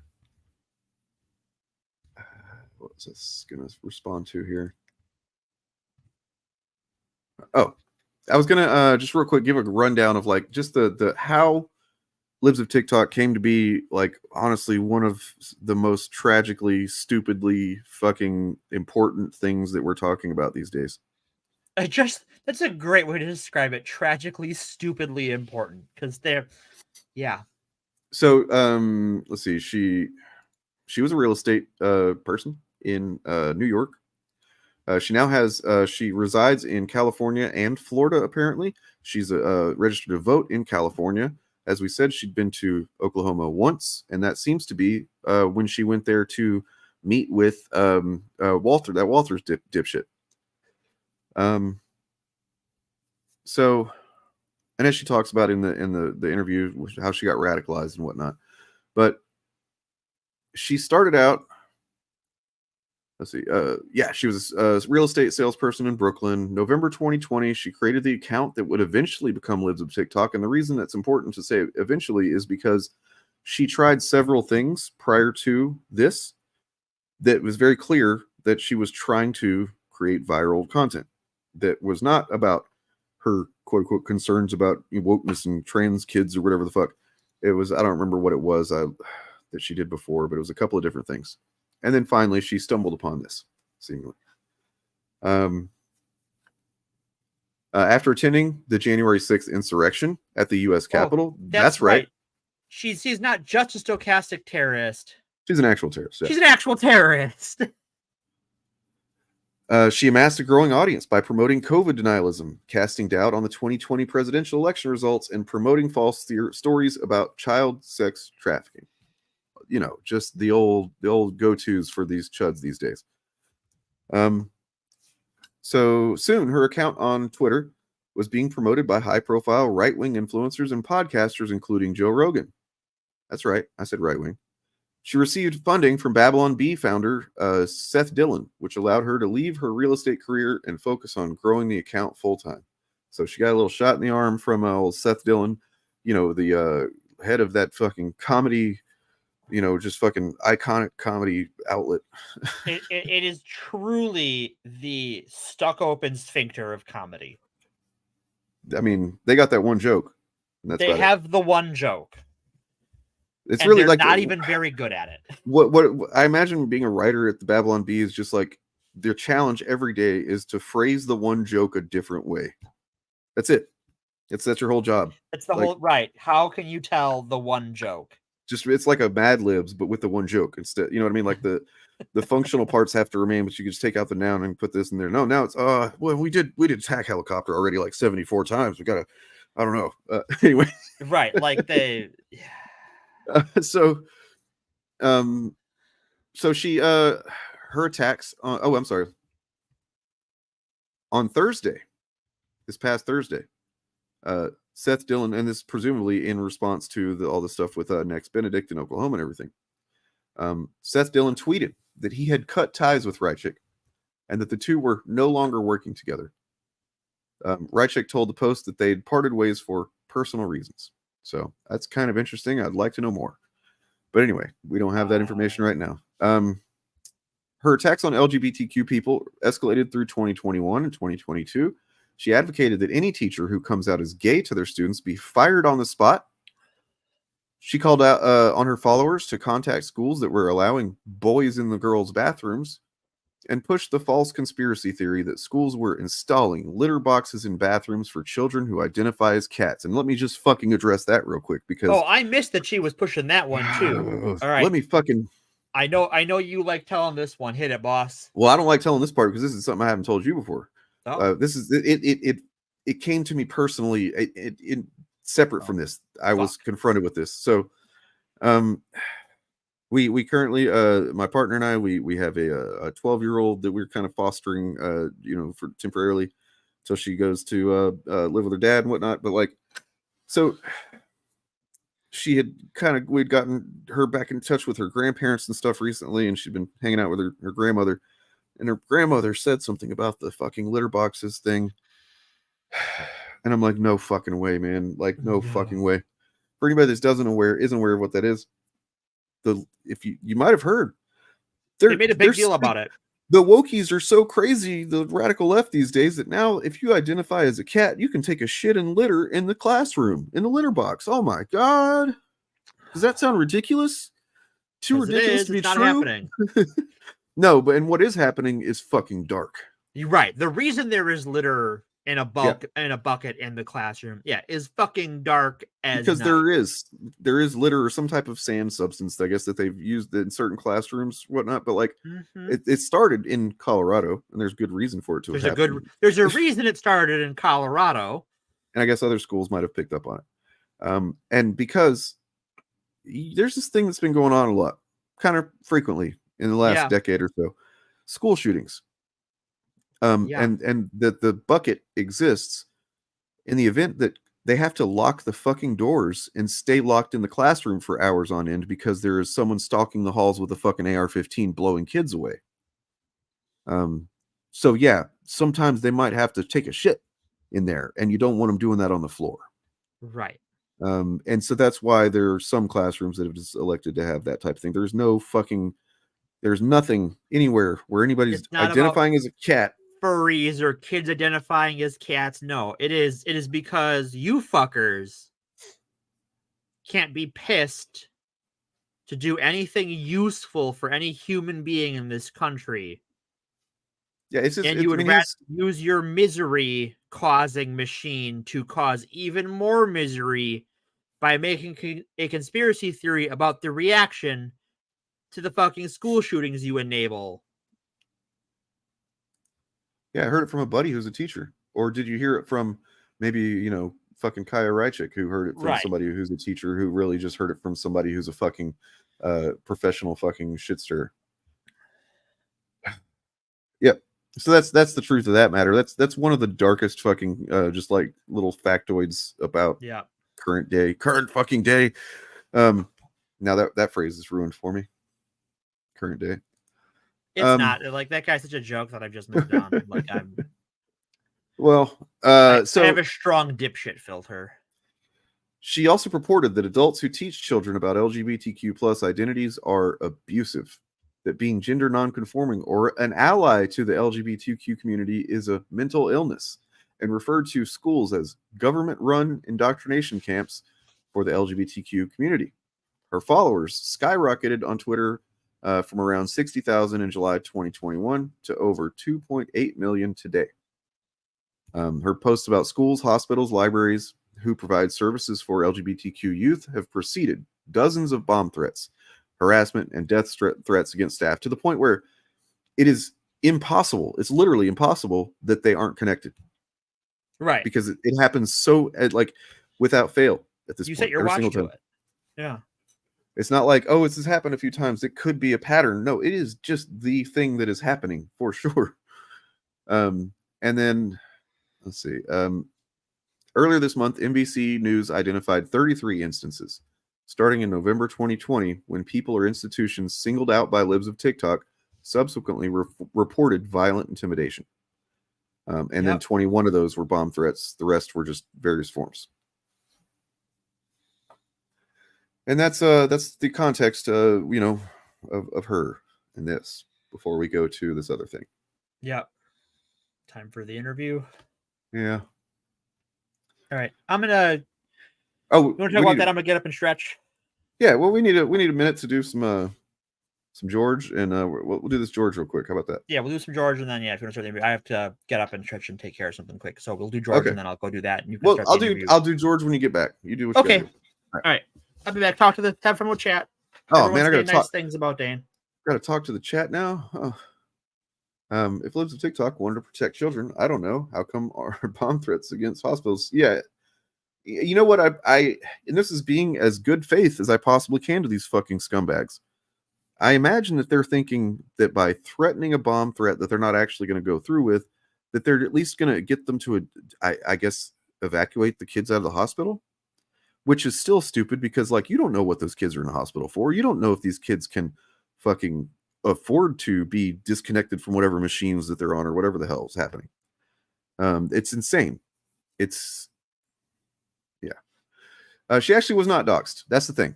So context is important. Taylor Lorenz and I forgot. This is what I'm supposed to tell Morgan that Morgan doesn't know about. I'll have to wait until Morgan's back. She did. Her face was hidden. Her identity was not known for a while. Yeah. We'll get to that as soon as Morgan gets back.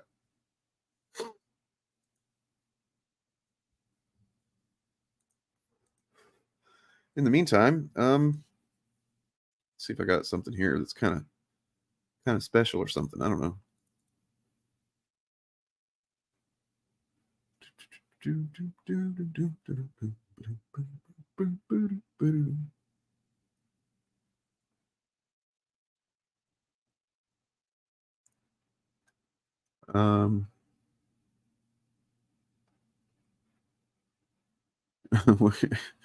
We've got freaking the trailer for Critical Drinkers movie. Looks pretty stupid. I won't make you watch that though.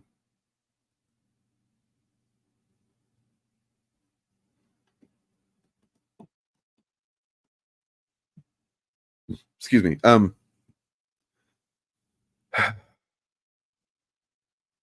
So Kaya likes to talk about wokeness, and like that's like the problem. Of course, she's not the only one of conservatives who do that, but it's really absurd how far they've gone with this word.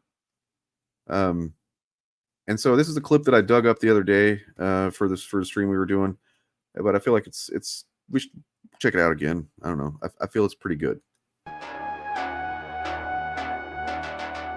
Well, why are you going to challenge me to a debate and not know? Like, they obviously wanted to talk to me about stuff, but then they didn't have any like research behind it, and then you're drunk. Well, and I think we can answer that today, honestly. There's a lyric of a song that I really like, and it goes. Is it coincidence that the craziest fools have the strongest belief that they're right? Yeah, I mean it's expressing the the Dunning-Kruger effect. Kind of live a bit of a very walled off kind of existence when it comes to these type of things, but from what I've gathered from different pieces of media, YouTube responses, things like that. So what he's gathered from YouTube, how do I put this? Popular term for woke is raising perceived groups that are at a disadvantage to a higher level and promoting them more, i.e., blacks, Asians, the other races, blacks, Asians, the way he's phrasing it, yeah, the gays, all that, and putting them on a plateau and making them the highlight of the conversation. What in God's holy name are you blathering about?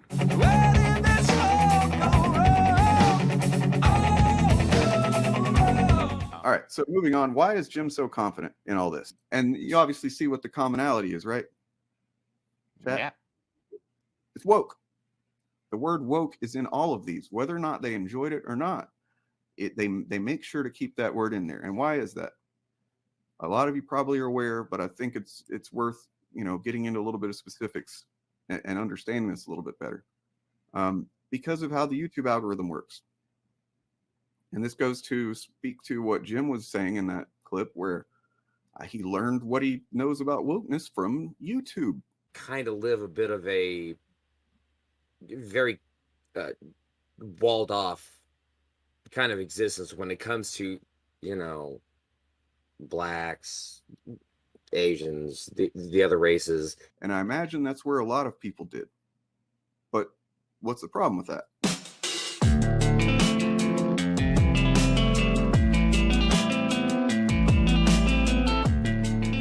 So when you think about woke and you think about how like the definition for it, at least as far as how conservatives use it, is so broad and vague and like they can't even, you know, I mean, every single time one of them is put on the spot, they're like, they struggle to even put together a sentence that isn't gonna just sound like fucking gibberish.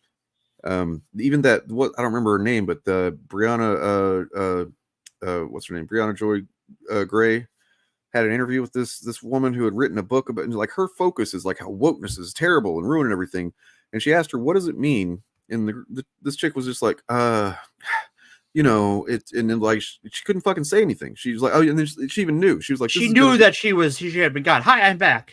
Hey, she was like, this is gonna be one of those viral moments or whatever. And it's like, yeah, man, yeah, it is. I wonder why. Of course, you know it is, because you know that you're fucking using a word that is just, it's a smokescreen for, you know, for bigotry is what it is. Mm-hmm. And yet you can't say that, but you can't define it in any way other than that. Like, so think about how vague that is, and then think about how many videos use that word and how that's become just like the linchpin of certain types of content, that word.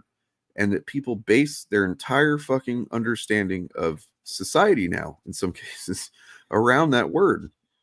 And yet they don't know what it means. It's just it's a bunch of feelings that they have, and what are those feelings that they fill a word with woke with? It's biases, it's prejudices, it's bigotry. Right. Well, that's how you get this weird, like, oh, what, you know, woke corporations. Okay, so what is woke? And you sort of drill them down a little bit. It's like, okay, well, it's like Marxism. Okay, well, what is pushing wokeness? Oh, Disney, the corporation. Yeah, they're pushing wokeness. Which is Marxism. Yep.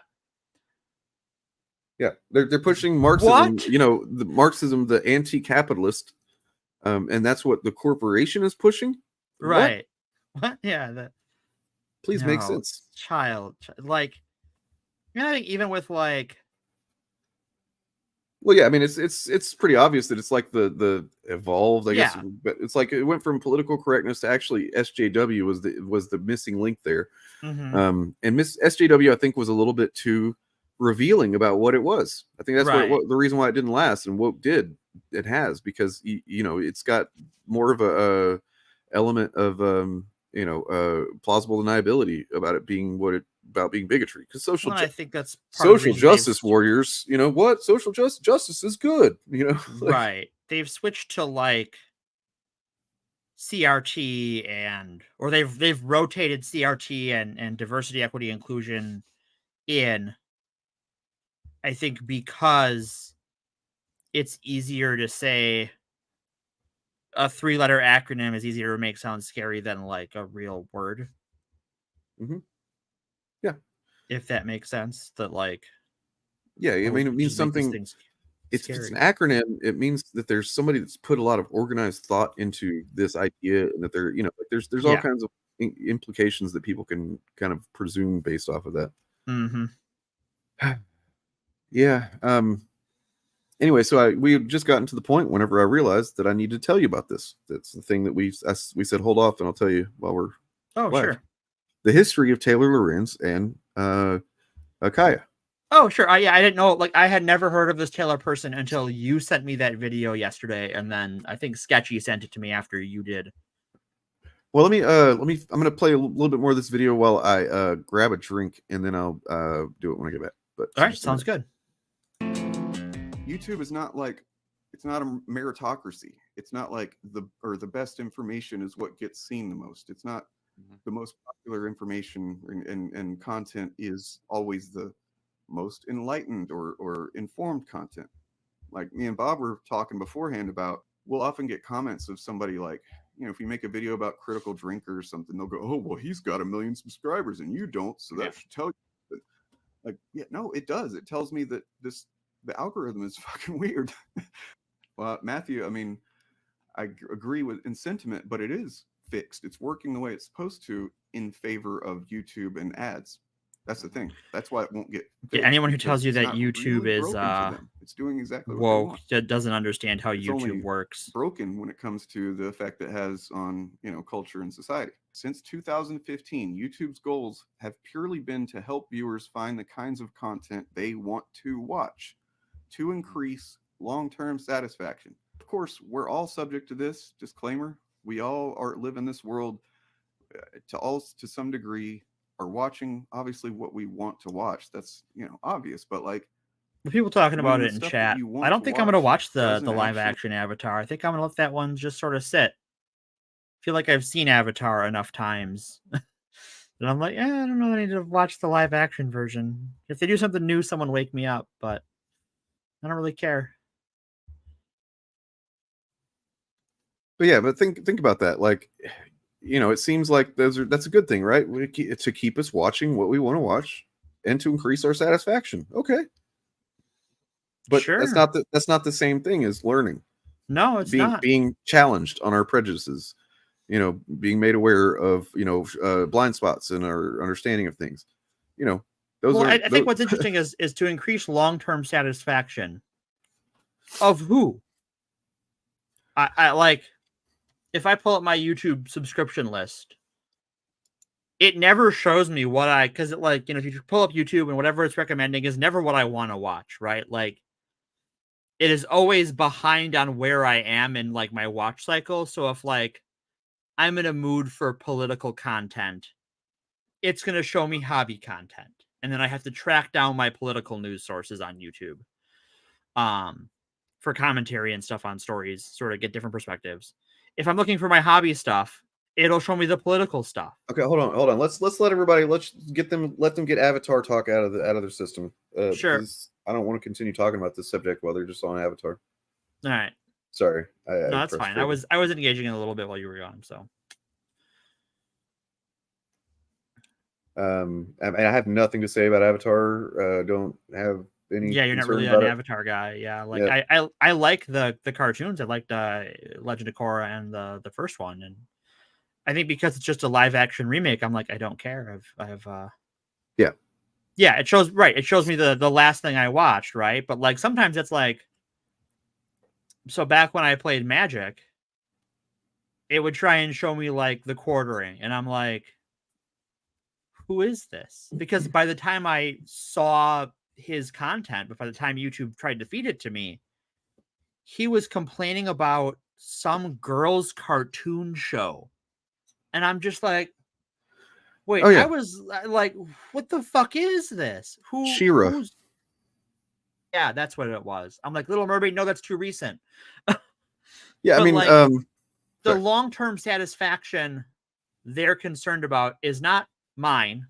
It's not Dane's. It's not even the quarterings. It's their advertisers. Yep. That's all they care about. Yeah, and so like the point I'm trying to make there about like the, you know, if you're someone who feels like if you're a straight cis white dude and you're like, there's a lot of stuff going on in the world that you're seeing that you don't understand, like where it seems to be everywhere now. And yeah, it's relatable to me for sure experience of like getting on the internet and then you start looking around and you're seeing wait, pronouns, what you want me to, okay. And then, oh, trans people. And then Black Lives Matter. And then like all these things, it's like, these are not things that are like, they're not part of my experience. Right. So you have two choices there, you know, and one of them is to go, wow, I need to see what this is about. This is clearly something that's going to be around. People are talking about it. I've seen it more and more. What is this about? And then you, in good faith with, you know, an open mind and like willing to engage, no matter how uncomfortable it might be to learn about something, you know, you're willing to do that. Or you fucking, you know, wall yourself off and you go, this shit's trying to change me. It's trying to change the society. It's making things bad because this guy on YouTube told me they're making it bad. It told it. Yeah. This person told me. Right. And like, And it's a person who looks like you, right? Like, yep. And you know, so the thing is, those types of guys often believe that they are being challenged and educated and made aware and given insight into all the things that it's not actually doing, right? On Right. the graphic there. They think that they're getting that from these people, that they're actually being given this kind of forbidden information, like, oh, we're not supposed to be talking about how Black Lives Matter is actually a terrorist organization or some shit like that. You know what I mean? Like, which it's not. You know what I mean? But no, they're being given cotton candy, right? It's sweet and it looks good, but it's just fucking empty air. And it makes them feel like it tells them, no, don't worry, buddy. I know you got scared for a minute. You got scared that you were going to have to change something about yourself. You don't. No. Don't change anything about yourself. They're the ones that are in the wrong. That's essentially what the content is doing, and it's freezing these people's, you know, potential for growth and becoming better fucking, you know, civilians in society. Like it's making it's cauterizing that they can't grow into something better as long as they're latching onto that content and feeding themselves with it. Can you pull up Liz Bobby's comment? Yeah. Because I had a similar experience to this when I was looking for the Lavender Scare when we were doing the episode on the Lavender Scare. It kept trying to recommend me a bunch of turf books, and Jordan Peterson was on there. The book with the girl who's got like a hole drawn through her crotch was on there. And I'm just like when I typed in Lavender Scare, these were the first things that I was recommended, and I'm like, when what the Bob fuck? The other day, whenever we covered the X-Men 97 stuff, on YouTube, right? This was on Audible. Oh, okay. Wow. Yeah, they are really, really fucking good at cranking every platform essentially full of this bullshit. They saw the opportunity for it long before we realized the risk, I think. Well, here's the thing, right? Is it's a tried and true model that we see. Like, this is why in the New York Times, one of the few good things they bother to do is if something breaks the bestseller list in a weird way because someone bought enough copies to put it on the bestseller list with like organizational money, they note that. They got a little thing they put there that goes, this one has an asterisk because someone was being naughty. But these other platforms don't do that. Where, like, I don't doubt that fucking Shabibo's organization is dealing out his audiobook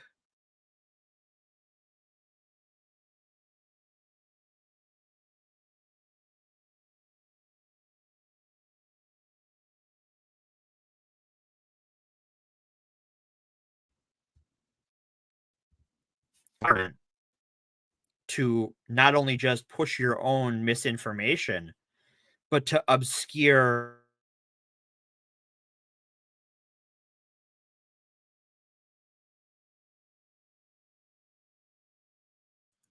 sorry, I stepped away for a moment. Yeah, so moving onward to the backstory of Taylor and Kaya. So like Taylor is two birds for. Oh, you Dang, just cut out for us. Yeah, I think my internet was throwing a shoe. Uh-oh. I heard two birds. The whole like publishing thing where they pollute an ecosystem to make it hard to get real information. It's two birds with one stone. True. Yeah. Wow. I think you are kind of cutting out there. So, I don't know. Are you there, Morgan? Hello. Or they're. Uh-oh. Yeah, you're cutting out pretty bad. I'm gonna close some apps. I don't know what's going on here. I think something's running in the background that's eating my internet. Yeah, thank you, Maestro. And you're right, Philip. They are desperate. It is because of the fact that they cannot. They talk about a culture war. They've lost it on any organic terms. They've lost it. Most people generally, or at least prior to the last few years anyway, would not have gotten on board with like being bigots towards trans people or whoever. Like, you know, they might not have like been, they might have been privately hateful or something like that, but like most people wouldn't have been so arrogantly, proudly, openly shitty, except for that they've fucking polluted everything with this content now, and to the point where people think it's a legit perspective to be anti-woke, and that there's some real problem of wokeness that has to be confronted or whatever.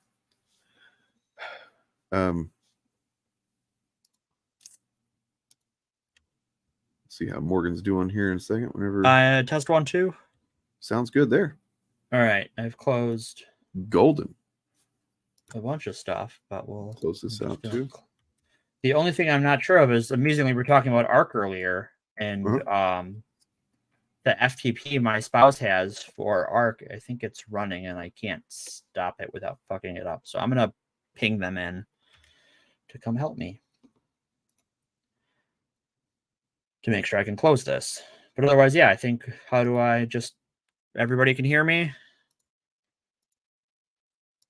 Close a bunch of these things. All right. Need that open, don't need that open, don't need that open. Well, one thing is, these people spend a lot of money on advertising on these platforms too. Yeah, they just tons. And they spend it on left-wing content or centrist content. Yep. Okay, so first we got to do this. We got to do a George. And you know, working on my own films. Sounds pretty awesome. Well, anything we can hear about yet? Anything on the? No. They'll never be seen by anybody. They're just filmed for myself and my friends. Nice. I like that. Well, thank you so much for stopping by. No, wait, you're not going to be in my movie, are you? Jurassic is #1. Remember that. To crush you like a bug. It's the one and only Digo Double G. You know what happened with That's why he's Darth Flannel. He don't play. I mean, look, he knows where the bodies are buried. He does. I'll never tell. Anyway, so back a couple of years ago, I think it was 2021. So after the after Kaya attended the attempted insurrection. Right. Her first go at being a terrorist. Yeah. Libs of TikTok was blowing up that year and becoming a big thing that, like, they actually, there are conservative politicians that are now retweeting them and like so on and so forth, and using information that she has posted. Of course, nobody knew it was a she. Nobody knew who it was. No face, no name. Right. Until someone doxed her. Someone doxed her by going to the Libs of TikTok web domain that had been purchased, which is publicly available, and saw posted right there her name. And yet, you ask any conservative, and even some people that kind of mistakenly have bought into it as well. Although Fire Dragon, I think it was maybe that said it earlier, and that or somebody did, and I corrected, and they said okay, but that was the narrative from the right, is that Taylor doxed her because Taylor wrote this article in Washington Post about her and what was going on so far. And so that's why I was extra surprised when this thing dropped yesterday. Not only was like, holy shit, we're doing an episode on that tomorrow. Right. We're literally about to talk to like Taylor, really? Like, she actually agreed to sit down with the same journalist who fucking doxed her. Okay. All right, we're doing this. Yeah. It's sort of the opposite of our episode back in early October last year about the end times and how Israel figures into a lot of American right-wing discussions about that. It's like the happy version of that story. There's not going to be I'm not going to jinx it. We're just going to end that thought there. So here's Kaya. She showed up wearing a shirt with Taylor Lorenz, the reporter, her face on it. Now, and it's one of those, the same way that Chuds, they do their YouTube thumbnails whenever it's like the chick from Rings of Power. They'll have like a awkward moment that they paused on when she's like, Sure.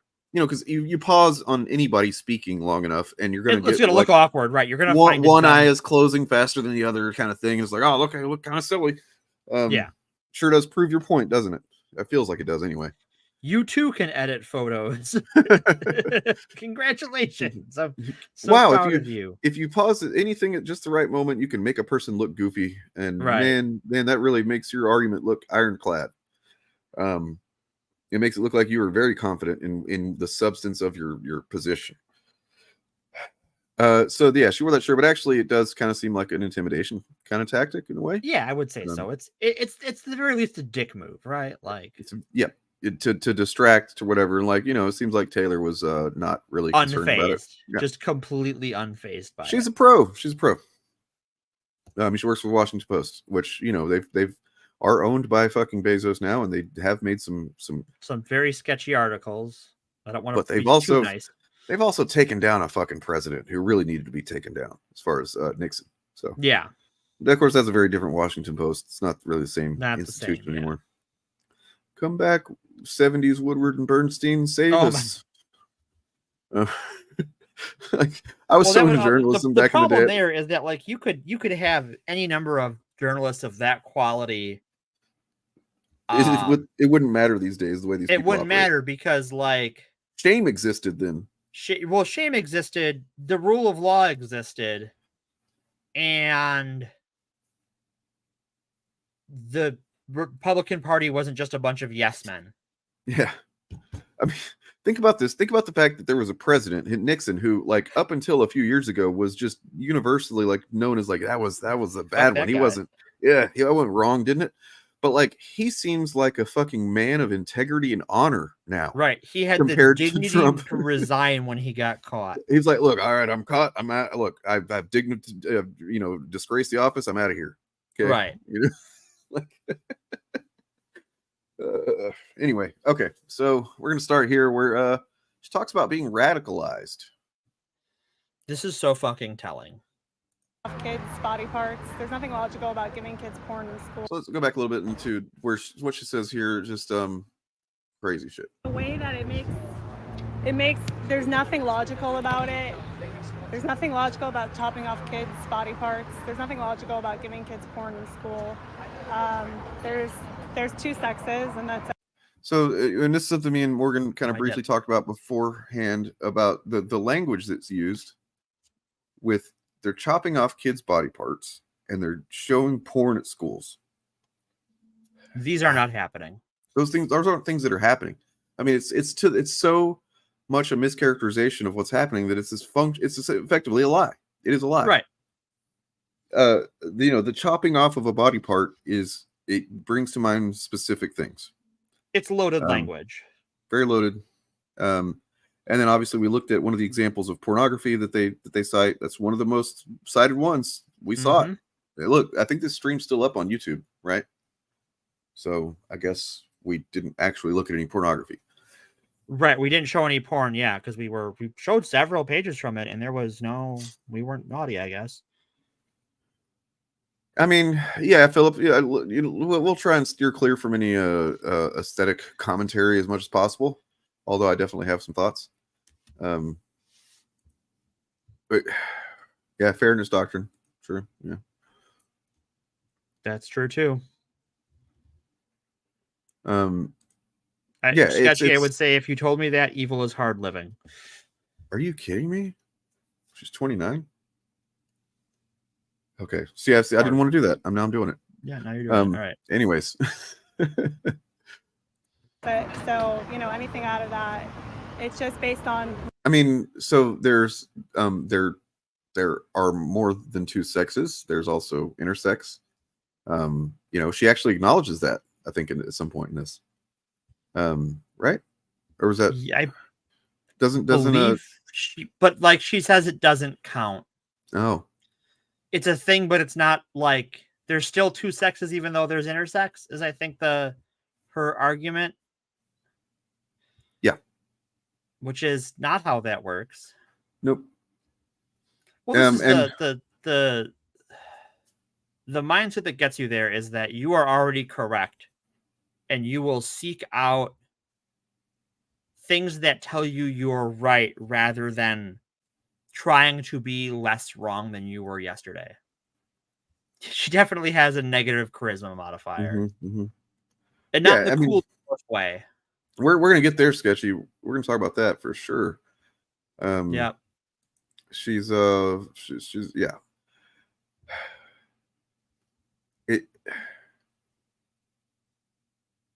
Sorry, I had something that's gone out. We'll just keep watching. Sorry. Lies and nonsense. Yeah. Did you grow up? I know you grew up in a sort of a more conservative community. Did you know any LGBT? So when she says she grew up in a more conservative community, did you look up anything on that, Morgan? I did not. No. Okay, I know it's a conservative Jewish sect, but that's about all I know. Let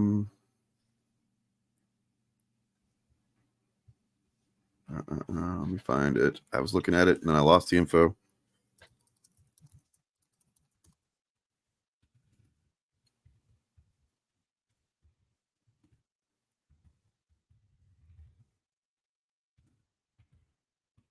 Okay.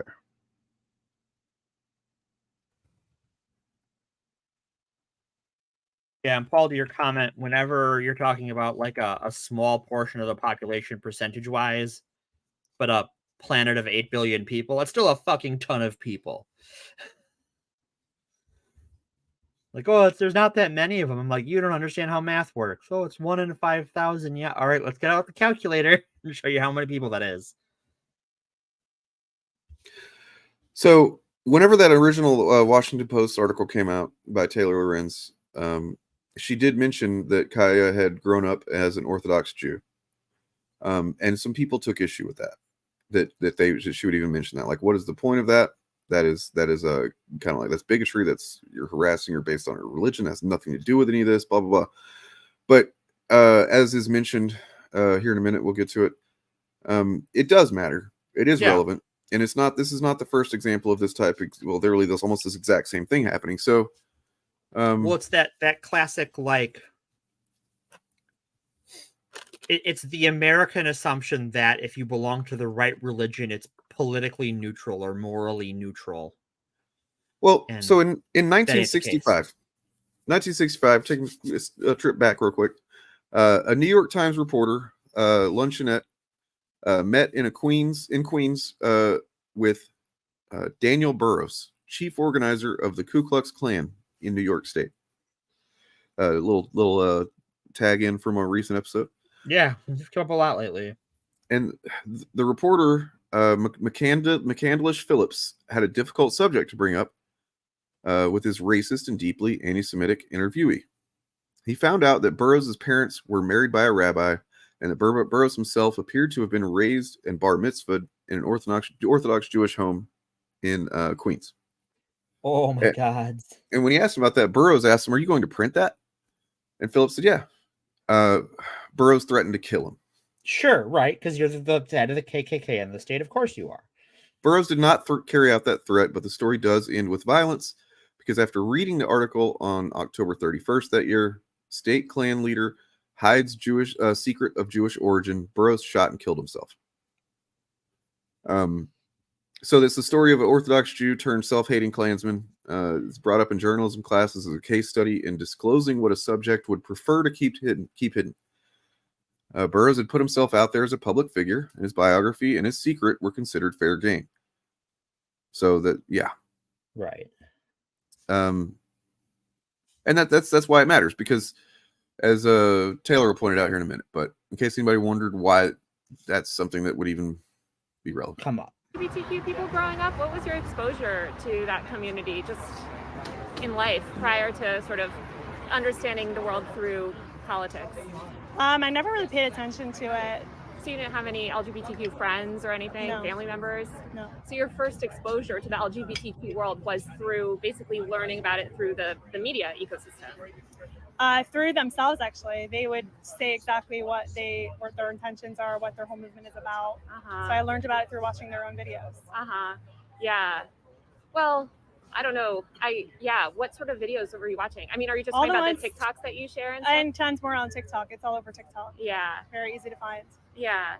I'm curious, I feel like there's been, especially on, my colleagues have done great reporting on sort of like this rift on Twitter. I know that you have a very conservative fan base, and in your comments sometimes you'll see a lot of commentary about sort of the great replacement theory. What are your thoughts on that?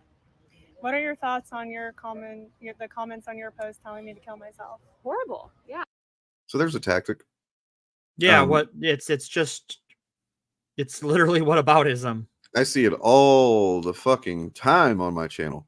Yeah, they love it. What about so and so? We're not talking about so and so. The implication being that, like, if someone has done a bad thing anywhere that like is perceived to be, I don't know, in my camp or whatever, whether I know the person, whether I even agree with them politically or anything, that means that this other person doing this thing that we're both clearly we both are agreeing that it is a bad thing, because otherwise you wouldn't be bringing it up, right? Right. Like there's this or that it's fine, right? Like that, like they're fine with it when it happens to you. Yeah, well, I mean, yeah, but I doubt that. For example, I don't think Kaya thinks that it's a good thing that people consider death threats, and it's not a good thing. No, it's not. But also, she thinks it's fine when other people send other people death threats, just not her. Yeah. And then this gets into the weeds of like trying to get someone who doesn't think critically to understand the distinctions here of like, look, Taylor Lorenz didn't start writing articles about Kaya Rychik just because, like, for no fucking reason, because she didn't like her hair or something like that. Right. It's because she made herself a public figure by amassing a large following in a short amount of time, doing a specific thing, which, as I described earlier, is harassment, putting essentially a target on, even if it's just a digital target, but we can, it's more than that really, on LGBT people, or even people that she thinks or look kind of gay or whatever. Right. Imagine, because I think we do a bad job of understanding that the internet is real.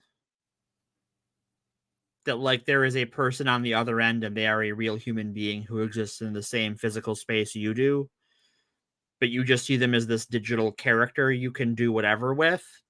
Like, imagine Libs of TikTok as a platform. So Chaya posts that is in sort of a real way, just like going on your local news channel. And maybe you're not watching that channel at the time, but like just slapping it all over TV everywhere. Yeah. Putting it in the newspaper, etc., etc. It's just using the modern form of media. In the same way when we talk about, Anita Bryant doing it in radio and newspaper interviews and on television. Same shit, different media. But the tactics and the messaging is the same, and we should treat it as such.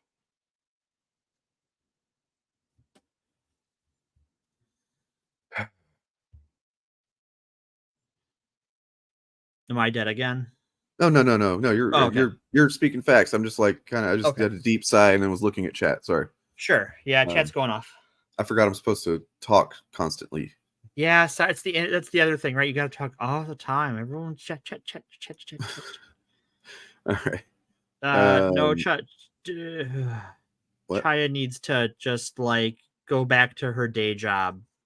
Yeah, go sell some real estate. Maybe she wasn't very good at it. I don't know. Maybe this is the only thing she's ever been good at, which is pretty sad. And she's not good at it. She's just financed. I mean, that's true. That's true. I don't think she's good at it. I think she's financed. And also, like, I mean, even if we do say that she's good at it, like, is that really a compliment to say that you're good at being a fucking evil hate monger who like, targets people for money and for attention? No, I don't think it's. You're an effective propagandist. Good job. Please stop now. Please stop.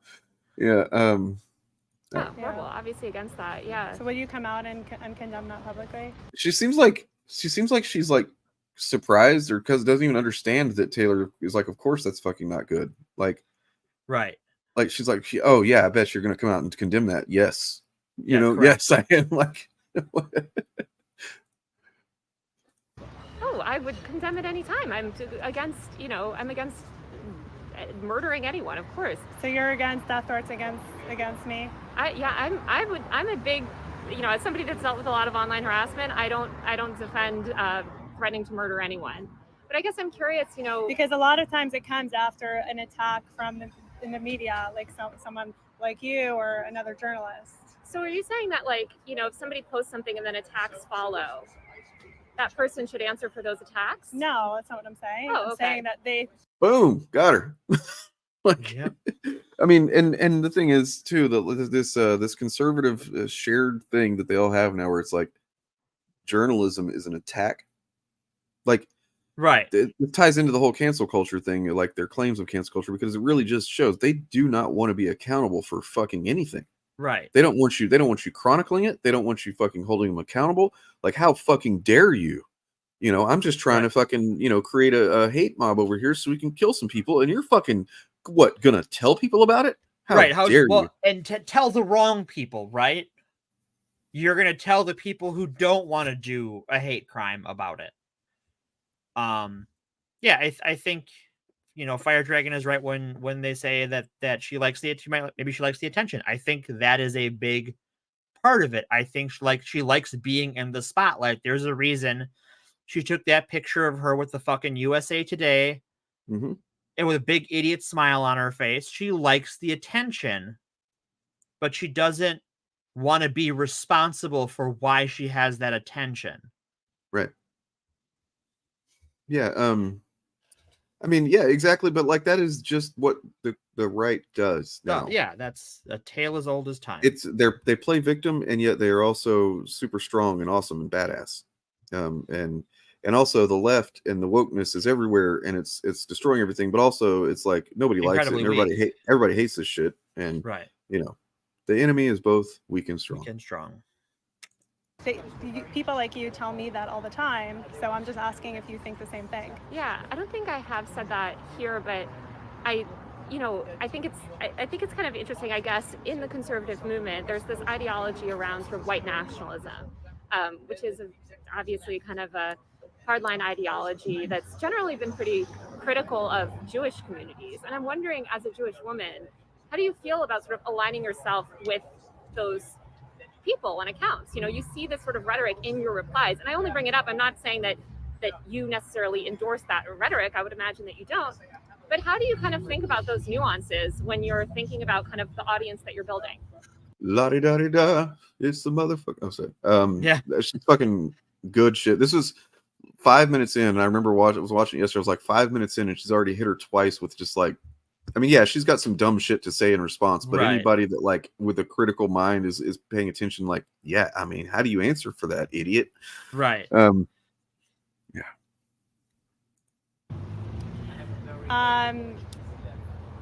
Some of your audience says we should. Oh, there we go. Right. Let's. What do you think about that? Doesn't want to answer the question, right? And she goes right to that loaded language too. We've already seen the same two tactics. She's already just like immediately back to the well, man. That is kind of this whole interview where she's asked a question and then does not want to answer it and immediately jumps back to her note cards, right? It's the one joke, right? It's exactly what it is. It's so, well, you want to do a thing I don't like. Yep. Well, okay, we're not talking about that. So there's that. We're gonna skip ahead a little bit to here. All right. Those far right movements. So I'm just wondering, as a Jewish woman, sort of how you feel about that and your role in cultivating this. So this is 3 minutes later, where Taylor is still trying to get her to honestly answer this question. Right. Let's see if it works out. Fan base that might Place think your of bets. you as a minority or an outsider. Not all cultures are equal. Wow. Weird. Huh. That is a statement. That is a statement.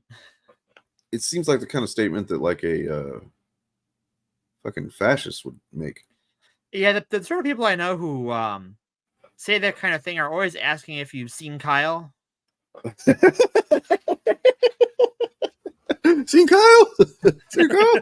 I haven't seen him. I don't know where he went. That's the sort of question those people who can never find Kyle, they're always asking if you've seen Kyle. Yeah, they're like, I have not seen Kyle, see Kyle. I do not see him. And if I was on camera, I would show how you point to where you saw Kyle. They have a very specific way they point to where Kyle might have been. So something happened there. What do you mean, Paul? Yeah, exactly. Attack helicopters. Yeah. Yep. All right. The joke. The joke. There it is. All right. It's just so funny. It must be the only one ever said, ever, forever. That's what Ricky Gervais thinks. Yeah. So I know you have a lot of concerns about educational materials and books, library books and things, especially. They're importing people who want to destroy America, and who want to. What the fuck response to library books was that? I like how she doesn't want to talk Great Replacement for 5 fucking minutes, and then starts like, okay, we're gonna talk about your weird book thing, and she's like, hold the fuck on. I would like to talk Great Replacement right the fuck now. It's like she probably, I don't know, man. It just seems like she's okay. Here's my read of Taylor after watching this. So I watched it at about the same time. I think you watched it more or less. Yeah, I was a little behind you. And then Danimal, a friend of mine was also watching it. He was on the show a couple weeks ago. He was watching it. He's the one that sent me the link. And I think all of us kind of expressed this kind of after watching it, like this is just sad. Yeah. Like there's a sad fucking. Before watching it, I thought of this person, or thought of her as just like some malicious, evil person who just enjoys fucking hurting trans people and stuff. And like, I'm sure that maybe there's some degree of that. I don't know. But I think that's not most of it. I think that a lot of it is just, she's very stupid and stunted. She's. Yeah. Well, Bob asked you a question. Does she know that the they in the Great Replacement theory is the Jews, right? Like, right. Yeah, exactly. Thank you, Bob. That's true.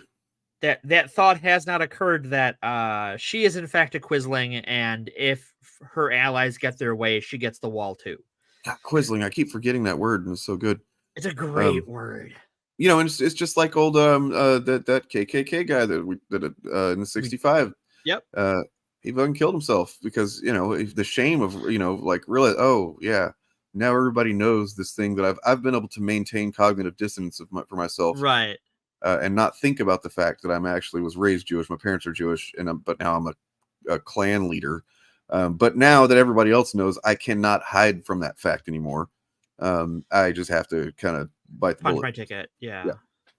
And it's sad because like that's really, in her case, I don't think she understands it, right? Like she doesn't understand what the Great Replacement really is, or where it came from, or who fucking propagated that shit. That's would be my guess. But there are definitely people that know about what. I think if I had to guess, that the flavor of cognitive dissonance she has given herself is that it's LGBT folks who are the they in the Great Replacement theory that is doing the replacing. Well, I mean, look, who's the one that's wanting to be called they them? Oh, you know what? Okay, you know what? Fuck you. Sorry, I'm just. It's right there. Fucking pronouns. I put them out there. Pronouns. They, them. They've been trying to tell us this whole time. Yeah. God's they talk about the secret lizard people putting messages right there in front of everybody, and there I am fucking doing it. Gods, I'm gonna get my evil villain card revoked. Do you know how hard it is to get that back? And those picnics are a blast. The supervillain picnic.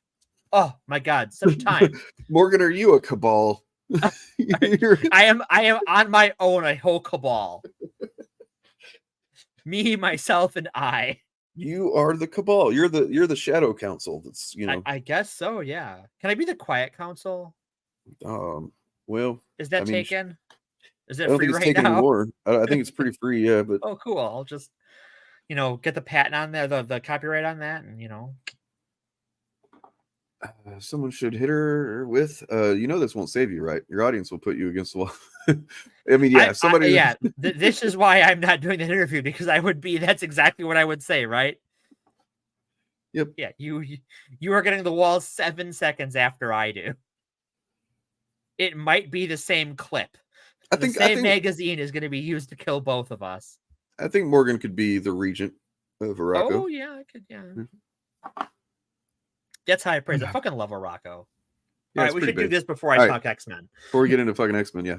Who come here and do not stand for what America stands for. So, and I think, and we see it. There's time after time after time after time. They come in, they're destroying our cities. They bring crime with them. Man, it's amazing how much they use this language that seems to be describing like these epic scenes in some kind of movie or something that really aren't describing anything at all. They're coming in time after time and destroying our cities. Oh my God, our cities are destroyed. Where? What?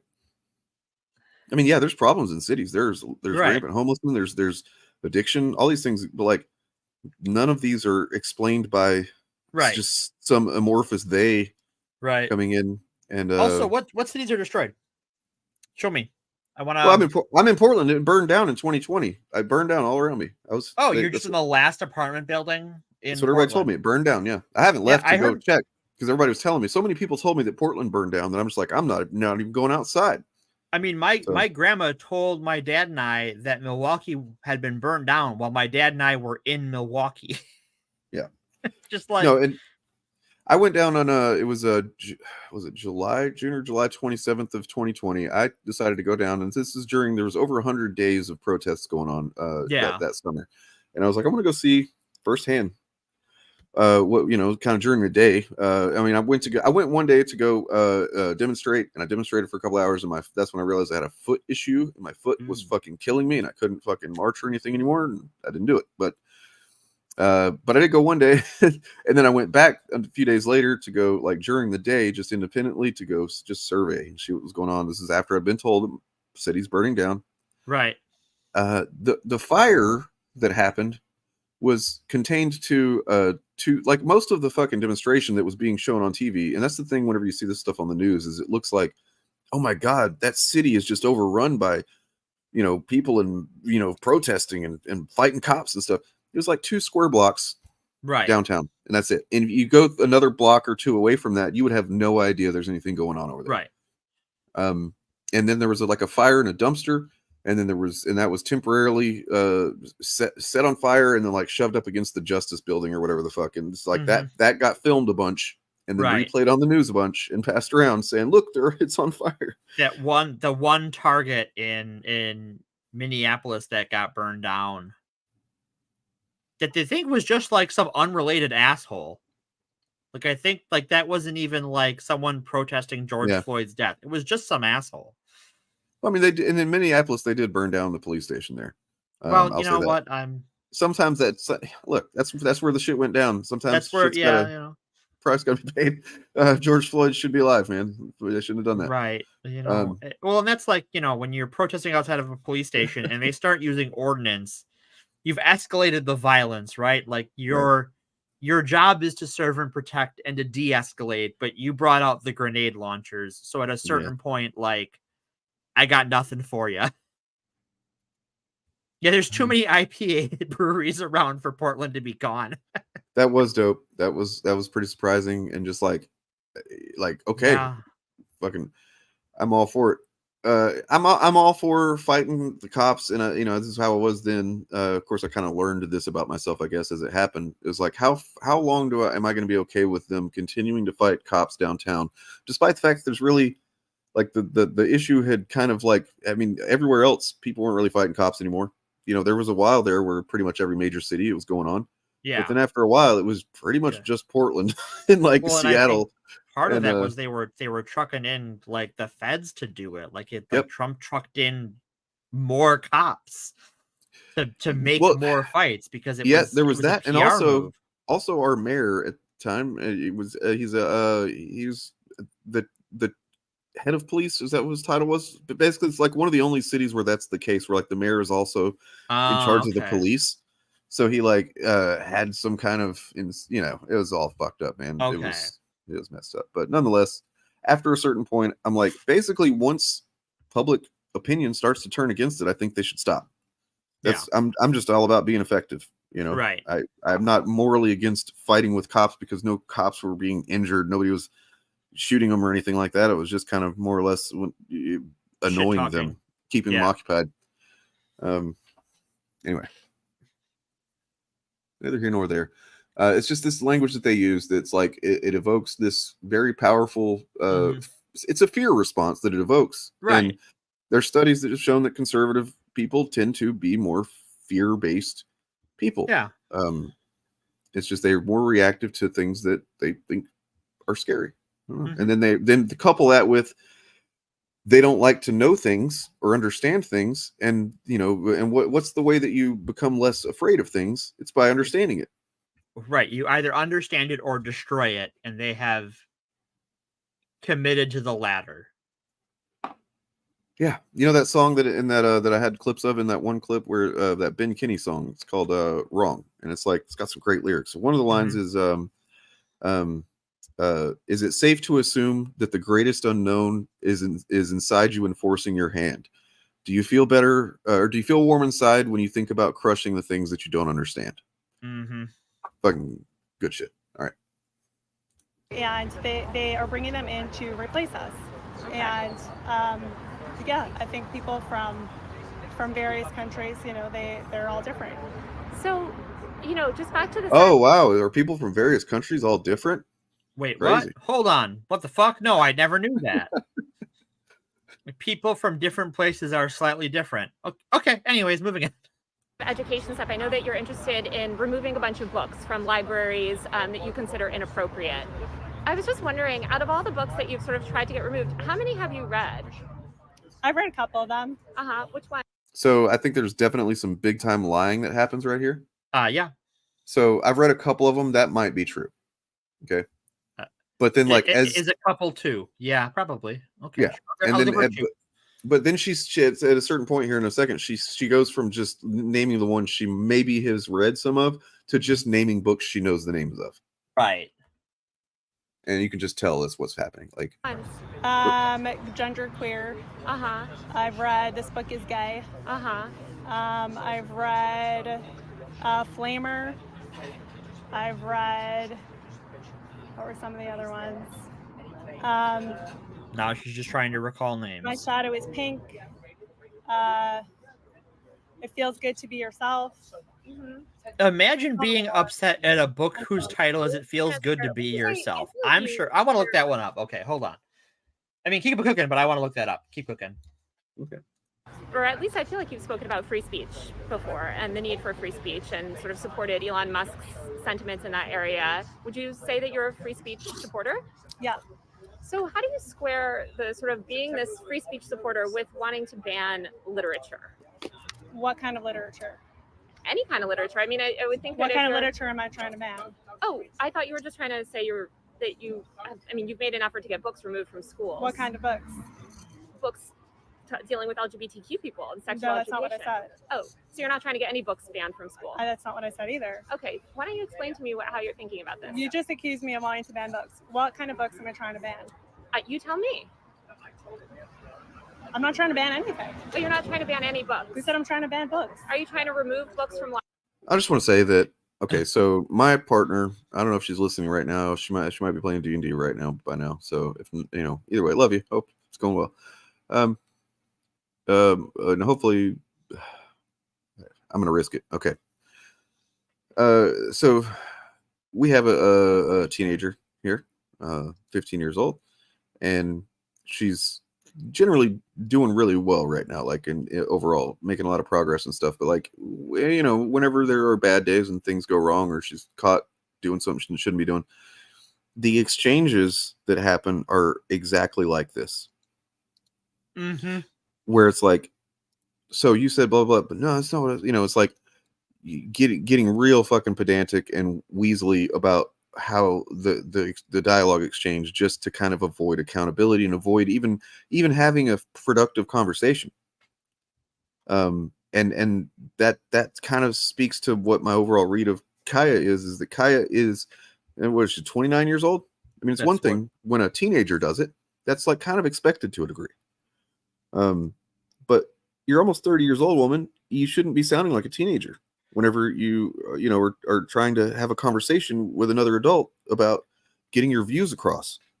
So there is there's a gentleman who played Pathfinder. Speaking of D&D, played Pathfinder local PFS lodge for a while, and her reaction to trying to change the topic, and I didn't. What are you accusing me of? You're accusing me of this, and just like not engaging when she gets caught with her hand in the cookie jar. Was a guy who was a retiree who was cheating at a non-competitive dice game. Like he was cheating at D&D and got caught, and it was just like, hey man. And he did this same sort of thing, right? And by coincidence, this gentleman believes a lot of the things that Chaya does here. So yeah, it's weasel shit. Like, because she senses that Taylor is about to make her look like a hypocrite.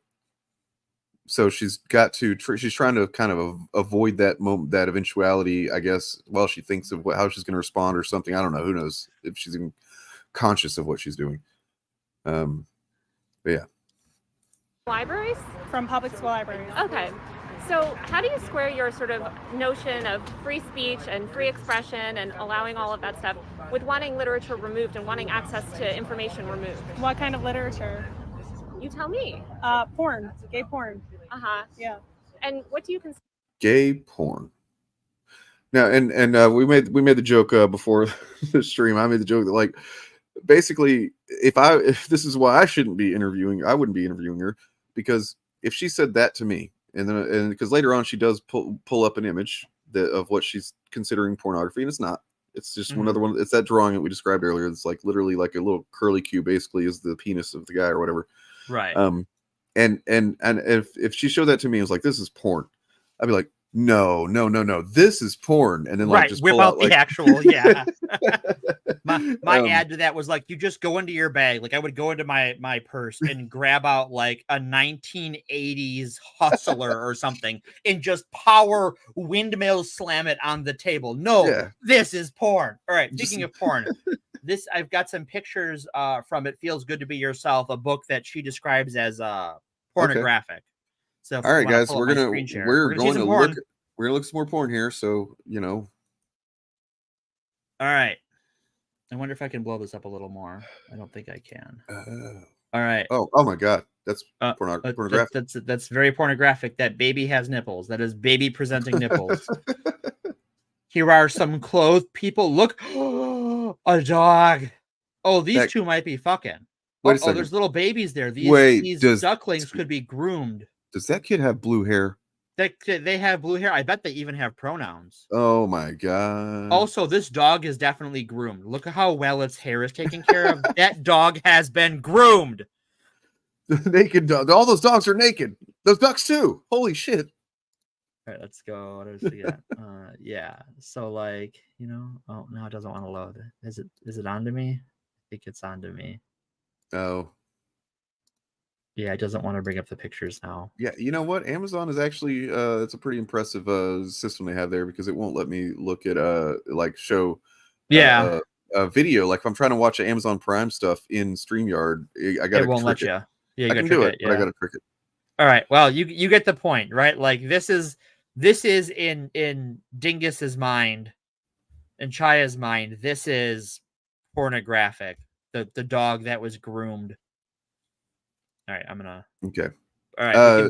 Danimal's got a good thing here. Observation. Poetic. That Kaya wearing the shirt, thinking it's an own against Lorenz, but in essence, she's wearing a manipulated image to make someone look silly and draw mean-spirited harassment, which is exactly what she does as a profession and what she's praised for, but denies that's what she does. Bingo. Yeah. Christ almighty. All right, let me see. Let me make sure we're getting to gonna go ahead and go to 12:40 here. Okay. All right. I have no idea, and no, I never thought about quitting. Why'd you delete all your old posts? It was just a one-time editorial decision. I stand by all my posts. I guess Speaking of deleting posts, you still have a post up accusing the Uvalde shooter of being trans. Obviously, that's been debunked. Yeah, there's a community note on it.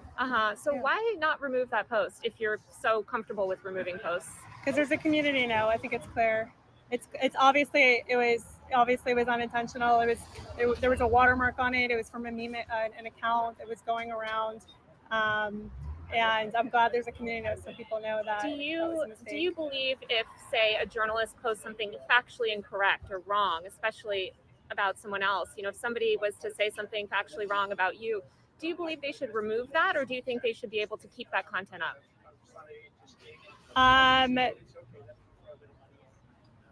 Twitter is free speech. People lie about me all the time on there, and These are not logical, rational explanations for anything. These are just these are essentially a child's fucking spinning out, trying to grasp at any fucking straw of an excuse for their behavior that they can. Yeah, it really is. So here's the thing about the Uvalde shooter trans hoax that she published. And she says there's a community note on it, and that's well and truly good. But if I want to, say, create a hoax about how trans people are committing shootings, I can just do the old clippity cloppity copy paste and just leave out the community note, and then you just have, oh, here is this person you believe, and I can share that with you. Chaya from Libs of TikTok said that the Uvalde shooter was trans, and she said this, other people have said other shooters who weren't trans were trans, or there was the Colorado shooter who said he was non-binary, just as like a troll after he did his mass murder. Yeah. It's So it is about keeping the misinformation out there. Yep. It's like, it doesn't matter that she admitted that it's not true. It's not true, right? It's as long as it's like, it's still, this can still hurt the people that I want to be hurt. Okay, right. Cool. Then I'm cool with it. And yeah, and to what you said, that's true. But also, I've seen Musk stands and chuds and whatnot just basically saying the community notes are bullshit. Right. So like, you don't even have to repost it without the community. You can just repost that original post and say, everybody knows community notes are bullshit, but this is true. Like, where did it all go wrong? We don't have. We mean, get taken down. If you want, it has to go both ways. So you believe that people should be allowed to keep up wrong information about you and have no recourse, be able to keep that up? Free speech is free speech. Okay. Oh. So I'm kind of curious how you square that with the letter that you sent this morning to V Sphere, claiming that, you were going to try to sue her for slander. Oh. If free speech is free speech, then why are you threatening your critics with lawsuits? Well, defamation is different. So would you call misidentifiing a shooter's sexuality defamation? No, I wouldn't. Like I said, there's No, I wouldn't. No reason for that. Just I wouldn't, because that's like, that would be right. bad for me. So that would be bad for me, right? It is self-motivated. It is, yeah, selfishly motivated reasoning, right? Like, what is best for me is my answer. See, this is a new one, and I know I'd said that it's going to be zero tolerance, but I was specifically thinking of a certain type of comment. This one I want to engage with. All right, so free speech is the interpretation that the right has been saying for the last 5 years, or at the very least, it's how we, the American public, should work free speech. This doesn't convey anything. I know you probably feel like this is something that there's no information being expressed here. This is just a bunch of fucking bullshit. So I don't know. I mean, it's amazing how the people that are just so much like free speech can't we formulate the American a coherent. Public. Hey, hear ye. Dane and I are Americans. We are members of the American public. We disagree. Do you not think we're members of the American public? Yeah. Why are you framing people who disagree with you as not Americans? don't we have a right to discuss what free speech means as Americans? Yeah, it is. Yeah, I know that that's just those words feel like you said something really powerful and true. It means say what you want, no reprisal. Okay. No, it does not mean that. There is no freedom So from consequences. that's never been what free speech means, dude. That has never No. been what free speech has meant in this country. So you can fuck right off of that shit, because when we're talking about Twitter, we're not talking about the First Amendment, because that's not. You don't need to have a right to understand. free speech on Twitter or any social media. You sign that away when you make your account. Go read the fucking Bill of Rights, man. Go read what the fucking Constitution says. Go read what the First Amendment actually is, what it says. It does not say anything about, the only thing that it protects you from, and not even completely 100% in this case, and this is, is from reprisal from the government. You fucking moron. Here's a good example. Here's an example I like to use. So freedom of speech is like open mic night, right? If I go to the bar and it's open mic night or it's karaoke night, and I get up there and I start singing, it doesn't matter how bad I'm singing, right? I'm there to exercise my right to do karaoke on karaoke night. But if I get up there and grab the mic and start complaining about how my ex is cheating on me and how I want to beat their ass, that's not free speech. That's you making a scene and wasting everyone's time, and the bar has the right to throw you on the street. I mean, I would say that there's more clear-cut things. The fire in a burning theater is a really good example, because if you go into the theater or wherever and you're just like, some crowded spot and you're like, oh my god, the whole place is on fire, we're all gonna fucking die. And then, everybody freaks out and panics and runs out of the place, and like somebody gets trampled. And then there's not actually a fire. You just wanted to be a dick and get, see some people run around, get scared for a minute, right? You're being a troll. Yeah. Do you think that you don't have any accountability in that sequence of events, because you created that sequence of events with your words? And you did it on a fucking I don't know what the legality of the situation would be, but I am confident that it wouldn't be that you just get to go free speech and then walk away. Yeah, and never face I don't think there's anything wrong. Okay, let me put it this way. All right, if Chaya here wanted to walk down the street and say the shit she says, just walking down the street, I don't think the government has the right to beat her or put her in jail. No. But she believes that as a government official, she has the right to do that to other people. And she is a government official. She works for the state of Oklahoma, a state she does not live in, does not have, to our knowledge, family in, that she admits to being in at one time. Yeah, no. I love how, and also just like, it's just what the right has been saying for 5 years. But the right says a lot of things that are wrong. Congratulations. Especially in the last 5 years. Right, yeah. Oh, God. It's been increasingly more wrong in the last several years. They're committed to the bit of being fractally wrong. Anywho. For a long time, it was just, they just had wrong interpretations of things that were true or factual. Now it's just like their facts aren't even facts. Right. Well, what it is it's, he admitted it, right? It's not they're not worried about freedom of speech. What they want is freedom of consequences from their own actions. That's it. And that's it. And that comes along with, and it goes back to, maybe I do really need to revisit this. I don't know. I'll think about it more. But one of my first video essay on my channel, I guess I could pull that out and we could check it out sometime. Maybe, I don't know.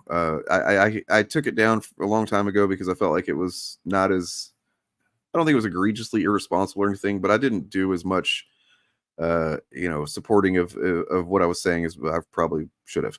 Sure. But the idea was that the main difference, like, because I was fascinated by this, like, how can two human beings come to such drastically different reads of things? And like, some people are like, I think that people, as long as nobody's hurting anybody, they should be able to do what they identify how they want, and live their life that's good, good for them or whatever. Like, and they don't want to be mean to anybody. They can't even imagine being cruel to another person. And then there's these other type of people that just all of that is the opposite, right? How does that happen? And what I came to through my own experience of like doing my trauma therapy and stuff like that, and once I came upon the concept of emotional intelligence. And I realized, oh my God, this is it. Right. This is the thing that like. Well, they don't believe emotional intelligence is real. They believe emotions are feminine and bad. Well, because the 5 things that are the things, I think it's 5, been a long time, but that comprise emotional intelligence are empathy, communication, is accountability one of them? Might be. But yeah, it's all these things that they don't believe in. They don't value them. They don't care. Self-awareness. Oh yeah, they definitely hate that. Introspection. Not a fan. These are things that, by and large, you can almost, to the man, so to speak, a conservative is not going to be interested in those things. Right. Right. Well, we're getting on 3 hours. We should push ahead. True. We're almost kind of done-ish. We got 2 more time codes. So all right, we're gonna time. Okay, so for those who don't want to watch this, she talks in circles for the next half an hour or so. We're going to skip ahead. We're going to skip ahead to 42 minutes here. Well, this ought to be good. Or terrible. One of those things.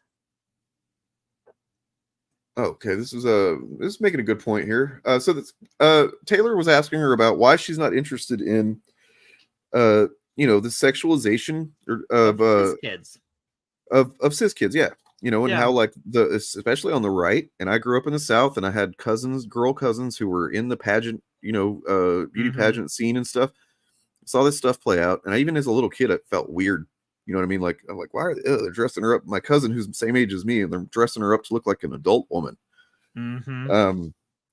Yeah, it's pretty gross and fucked up and stupid, and it shouldn't happen the way that it happens. But yeah, she was asking her why did she ever post about that stuff, and I don't know if we're going to get to see the part that I just thought was hilarious, where Kaya kind of owns herself. It's petty, but it was funny to me because she was like, that conservatives do objectify women a lot, and Kaya's like, I'm a conservative and I've never been objectified, and I'm just like, oh, fucking self-own. The own goal on there would be on ESPN replays.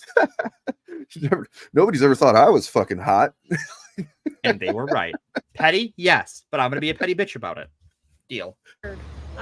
Why would someone discuss their marriage in a classroom?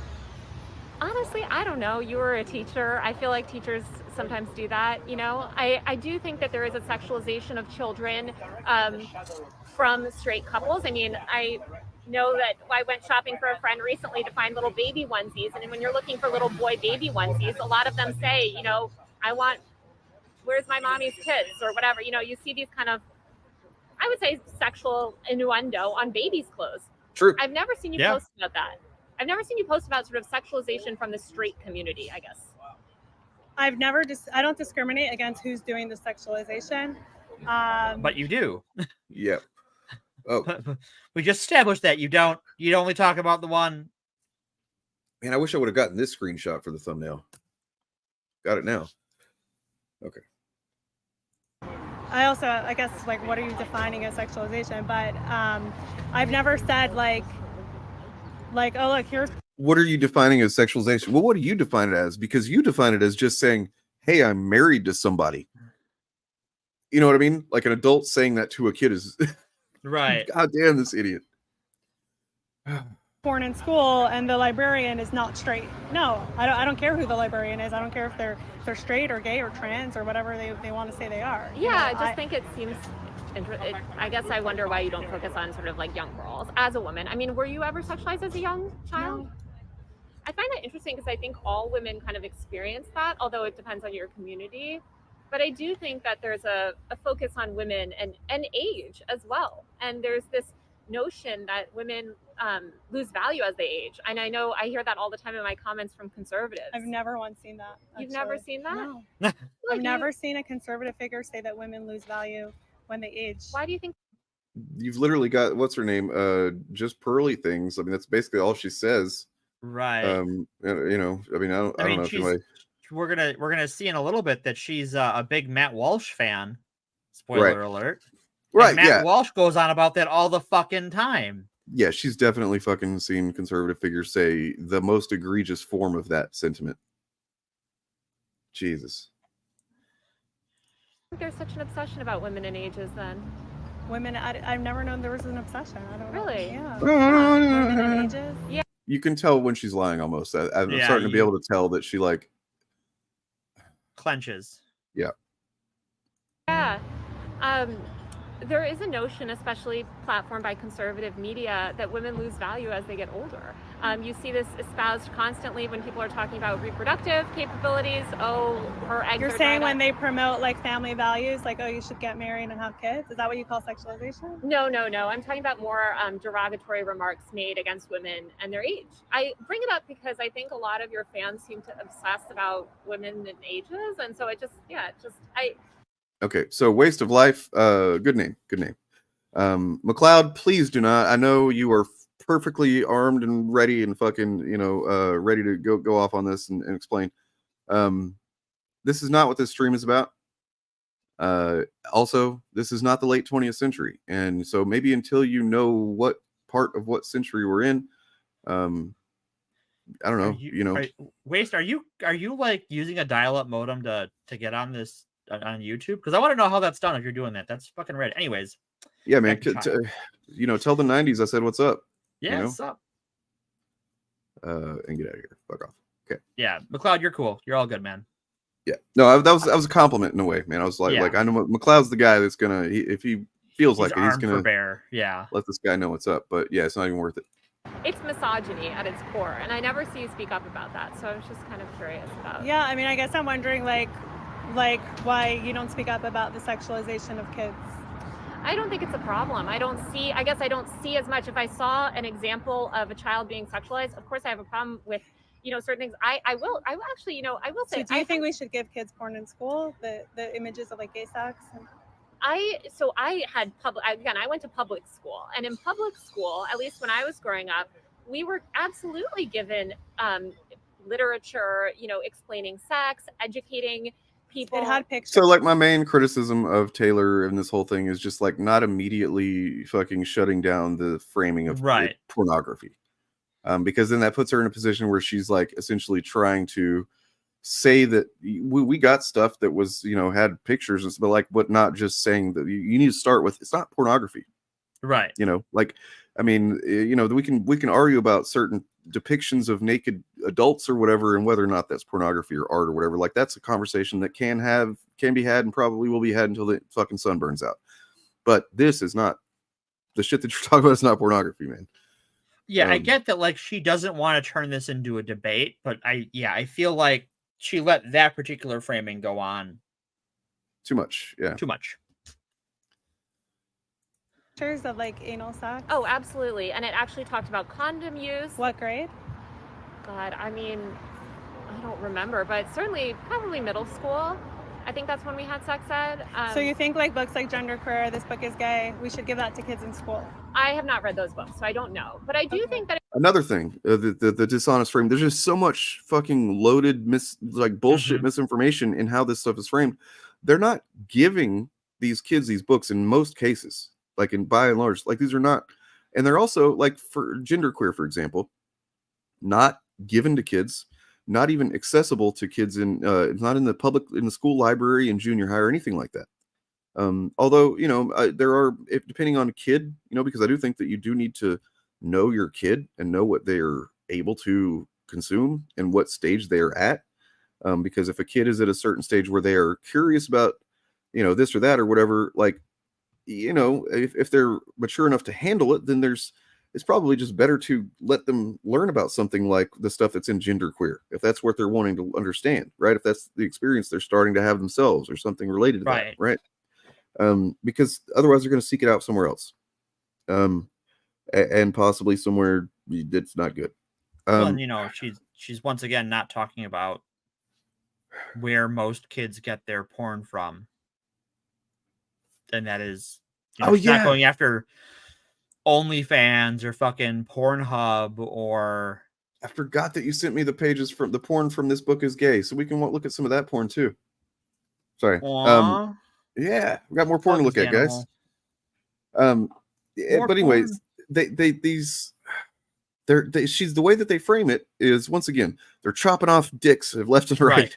They're fucking as soon as you get into class, they're handing you gay porn, and like it's this cartoonish evil fucking scenario that they're painting. If that was really going on, yeah, I think you'd probably have a lot more people agreeing with you. So you know, what's funny is they talk about how fast, how they're just chopping kids' bits off. Mm-hmm.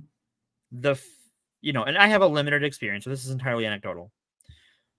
But the fastest turnaround I've heard of for some kind of affirming surgery with regards to anything that isn't like face things, like facial harmonization surgery, talking about breasts, vagioplasty, etc., is like 7 months. And these are for adults. And that is not counting the time they had to have in therapy before they could even get a consult with a surgeon. Yes. And that time period of therapy is usually over a year. If you're in a place that has affirming practitioners. If you're not, good fucking luck. If you're in the UK, your wait list to get to see someone in a gender clinic is 4 to 5 years at this point. So the idea that this is like they're just fucking chopping bits off left and right is so laughably unrealistic. They can only be lying. If they were doing the amount of research they pretend to do, they would know better. Hands down. All right, you guys, if you're not like ready for some very, very look, this is gonna be some pretty graphic imagery I show you here. Get ready. So if you're triggered by bits, then maybe I won't lie to you. This is gay porn. Should we give it a 10 count? According to some fucking person that owns a TikTok or Twitter account, this is gay porn. All right. 9, 8, 7, 6, 5. Oh God.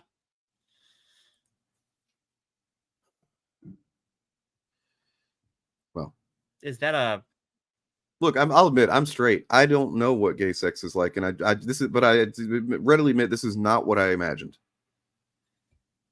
It's not at all. But okay. That's all right. You know what? I'm not titillated. 0% titillated. None. Maybe there's more. Let's see. I'm gonna close this. Make sure I don't show my goon folder. Oh sure, right? Yeah, Pull a voosh.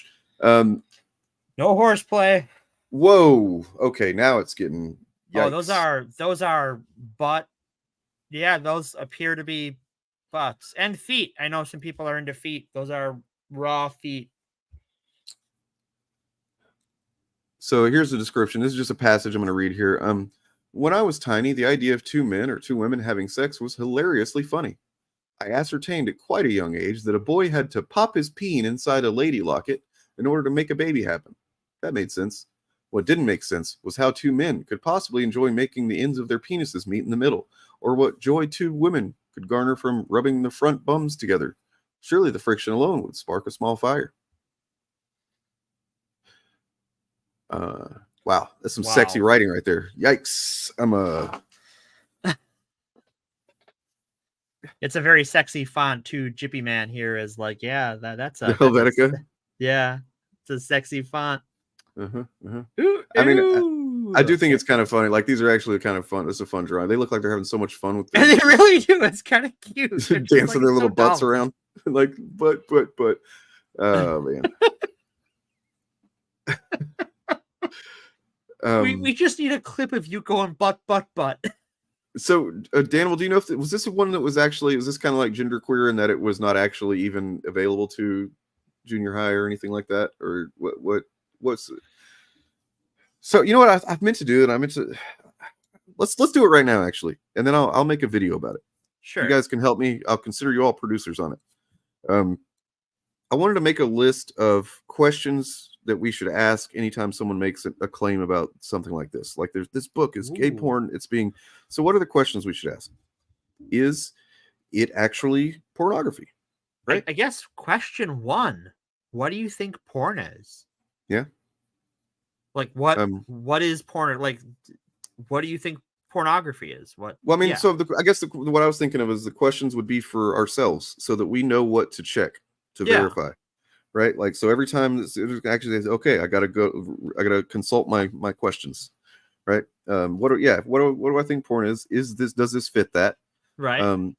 Is there any evidence of this actually being made available to children? Sure. What's it published in? Yeah.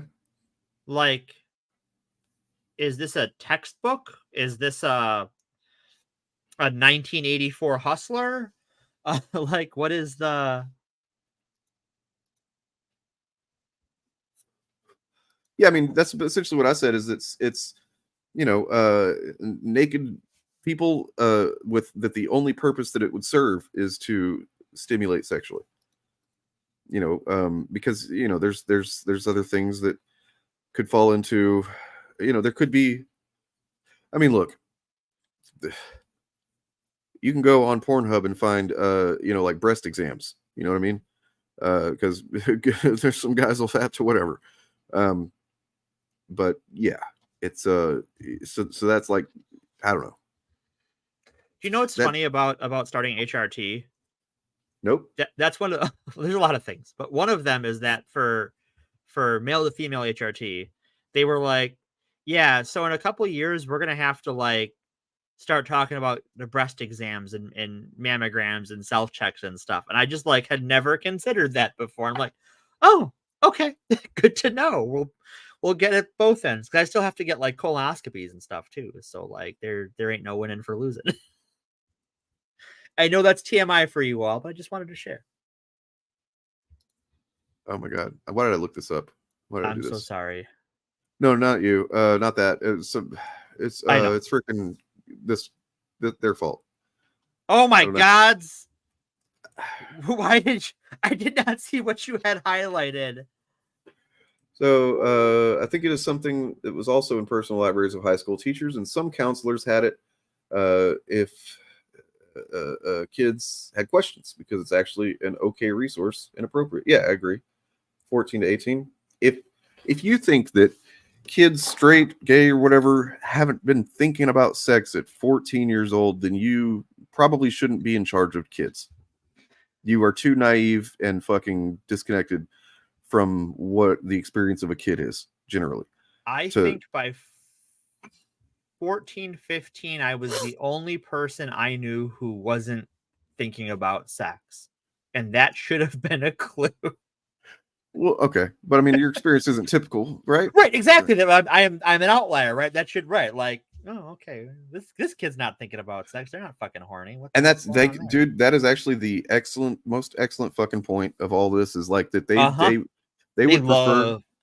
So for example, we just got a permission slip that we need to sign and send back actually for the 8-year-old in the house.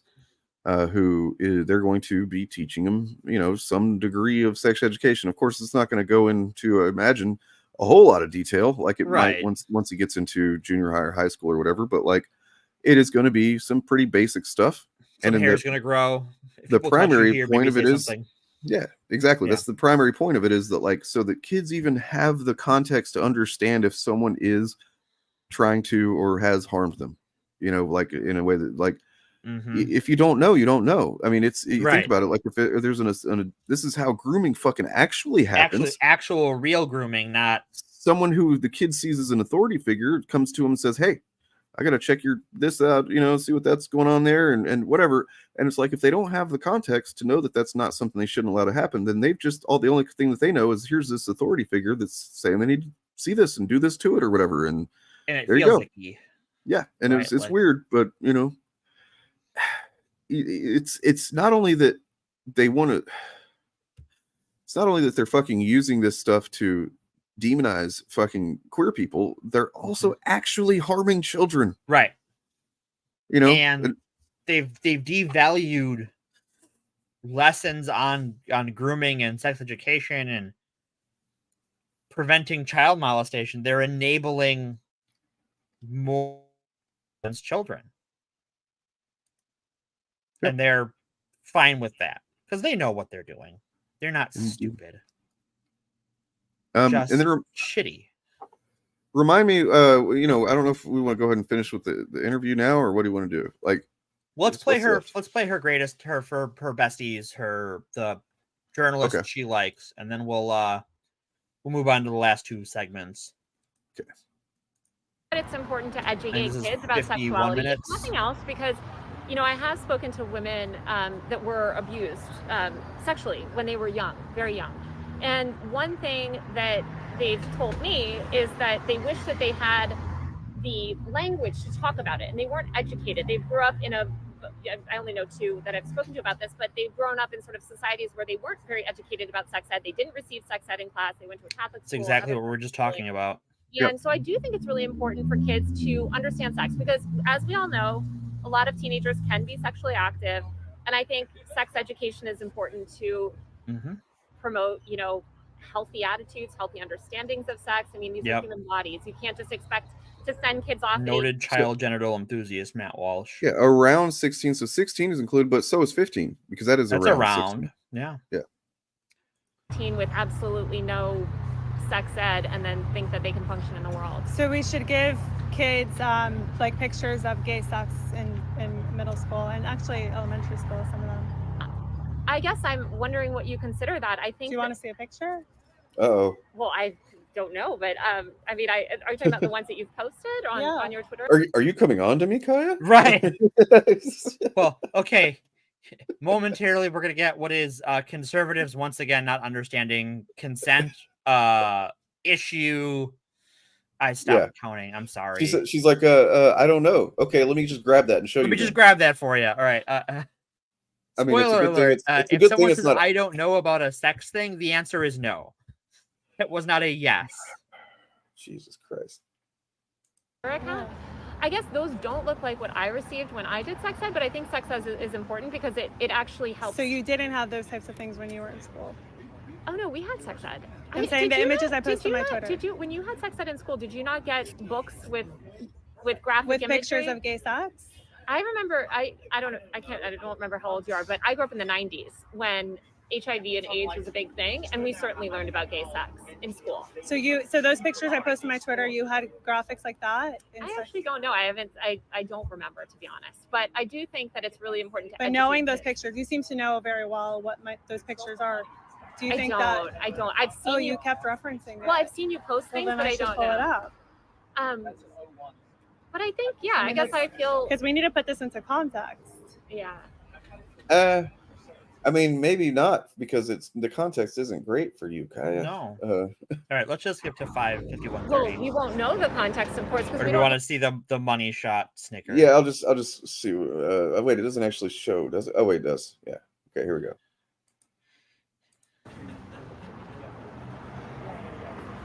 I don't know what book this is from. Genderqueer. Okay. Oh, we already looked at that. Never mind. Yeah, all right. Picture of a blowjob in elementary school. So she says it's a blowjob. That's actually the strap-on thing. Yeah. It's yeah. Okay. There you go. Look, is this stream still up? I don't know. I think we're still live, guys. Are we still live? Still up? I mean, in this case, Bob, I think that it's probably the thing to do because, like, I mean, I wish that Taylor was more up on the details of this book in particular, so that she could push back on the fact that this was something that, because if you just accept the framing that this is something that's being given to kids, like little kids, then that's probably not the best. It's definitely not the best, but yeah. All right, so now we go to her favorite, journalists. Yeah, Chaya's besties, her favorite journalists. Disclaimer: these are not journalists. These are assholes. And people evolve. As you just said, you weren't even you were a completely private citizen 5 years ago. You had no political ideology. Now you have a political ideology. You're a very different person. So when I got banned from Twitter, you were upset at that? Like you thought? Okay. Well, I mean, we haven't seen any single book that has graphic images in them that are used for sexual education. Okay. And you're talking about the education that you received that probably was like the classroom education, right? Whereas like genderqueer and then that other book, This Book is Gay, if those had been used for any education purposes, as far as we can tell, it was in like whenever a kid has sought from a counselor specific literature, and it was kids in high school. Okay, so like you're comparing things that aren't the same, and yeah. Also, But, what do you mean by graphic? Yeah, what do you mean by graphic exactly? I mean, and like and why aren't super specific? What do super specific images mean? Yeah, I'd be more willing to give this comment good faith if I'd ever seen you at all whatsoever. Yeah, but I hi, haven't, so. exactly. New person who showed up for the first time. Let's see. You a real person? Oh, you're not a real person. Yeah, bye, Felicia. Gonna miss this guy. Shadow Is this Realm. a real person though? Yeah, it is. Hey, that's the realest motherfucker alive, right? That is a real whole ass bear up in the chat. All right. Thought that was wrong. I don't remember you getting banned from Twitter. I got banned a few times, not permanently, but previous to Elon. Yeah. My feeling about any bans is that there should be a path to redemption, should you say. That doesn't mean that I don't think that it's in the right prerogative to ban people for 5 years, 10 years, whatever. I just personally feel like if you're going to issue lifetime bans, you should give people a path to abide by community guidelines. If you join back on and you break community guidelines again, look, that's on you. But personally, I think that, that's just my belief, and I've talked about that for years. I think that there should be a path to abiding by. If somebody says, hey, look, I know I broke community guidelines, I know what I was posting was wrong, and in sort of violating those rules, I could see tech companies allowing that back. And actually, that's what Elon has done, right? I mean, he reinstated all those people that were permanently banned. Elon is the greatest free speech warrior, I think, of all time. Okay. No. Like honestly, that ranks with like one of the most egregious things she said in this whole interview. Like, holy shit! You're awarded no points, and may God have mercy on your soul. And look at those fucking stupid smiles she gets. Elon Musk is what stupid people think is smart, and Kaya proves that. True. Well, I'm trying to think what else. I feel like I've gotten through. Yeah, most I think of these that's things. it. I think we're good. What else do you have going on? Nothing much. I'll just continue making fun of the media like I do best. I don't think you answered me to begin with, but what are some of your favorite media outlets? I said I like independent journalists. But who? Oh. Like some of the people I follow on Twitter have the best news. Like who? Like who are your top 3? I would say, first of all, I love Daily Wire. I like Ben Shapiro, Matt Wall. None of that is actually journalism. That's propaganda. Also, I want to say I love how the auto subtitles put Ben Shapiro as Ben Shapiro. I want to call him that now. Like that's his new name. Like that, it is now Ben Shapiro. That is the guy Ben on the Shapiro? Daily Wire is Sure, Ben yeah. Shapiro. Yeah, I mean, I had to point that out because I saw that when I was going through the timestamps looking for the stuff we wanted to pull out, and I'm like, that's too funny. I mean, even like, yes, propaganda. Yes, we believe it's propaganda. Even if we're being less, biased, politically motivated, so to speak. Like we just say that really, in actuality, all that shit is commentary. Yeah, they're not doing journalism. No, like they're not. When has Ben Shapiro ever fucking done any real journalism work and like broken a story or something like that? Like I got a controversial hot take. Okay. I actually think that between the two of them, and this is a really low bar, folks, I think Chaya is more of a journalist than Ben Shapiro is. That's yeah. I mean, yeah. Because it's a low ass bar. she's at least engaging with stuff that's happening. You know, that she's one presenting it to the public. She may be presenting it in a very fucking shitty propagandistic way, but like I think she's doing more. Look, that's something compliment. that resembles journalism rather than Ben Shapiro is. That's a compliment, and you know what? That actually kind of, I for a long time I wanted to do on this show a segment at the end or something where we do like a say something nice. Yeah. Where like whenever we're dealing with some piece of shit, we're just like, no, okay, now we have to say something nice. Yes. And I you think we just sort of had that originally with our spiritual muse until he had that license revoked by being extra shitty. Yeah, true. But I think we've said a nice thing about Chaya. She's a better journalist than Ben Shapiro. Mm-hmm. Speaking of saying nice things, we should talk about some good news. Yes. Okay, so we're wrapping up here for the night, folks, soon. But one thing I wanted to do with this episode in particular, maybe just going forward, is getting some good news from people in the community and people out there interested in sharing good news in their lives. So I've pulled some up here. Just real quick, just to, this interview is like if someone caught a kid that talked shit on Xbox Live and then threw them in front of a camera and they tried acting cool. That's Kaya's vibe. Oh my god! You know what? The one thing is, I think that kid would actually say the slurs.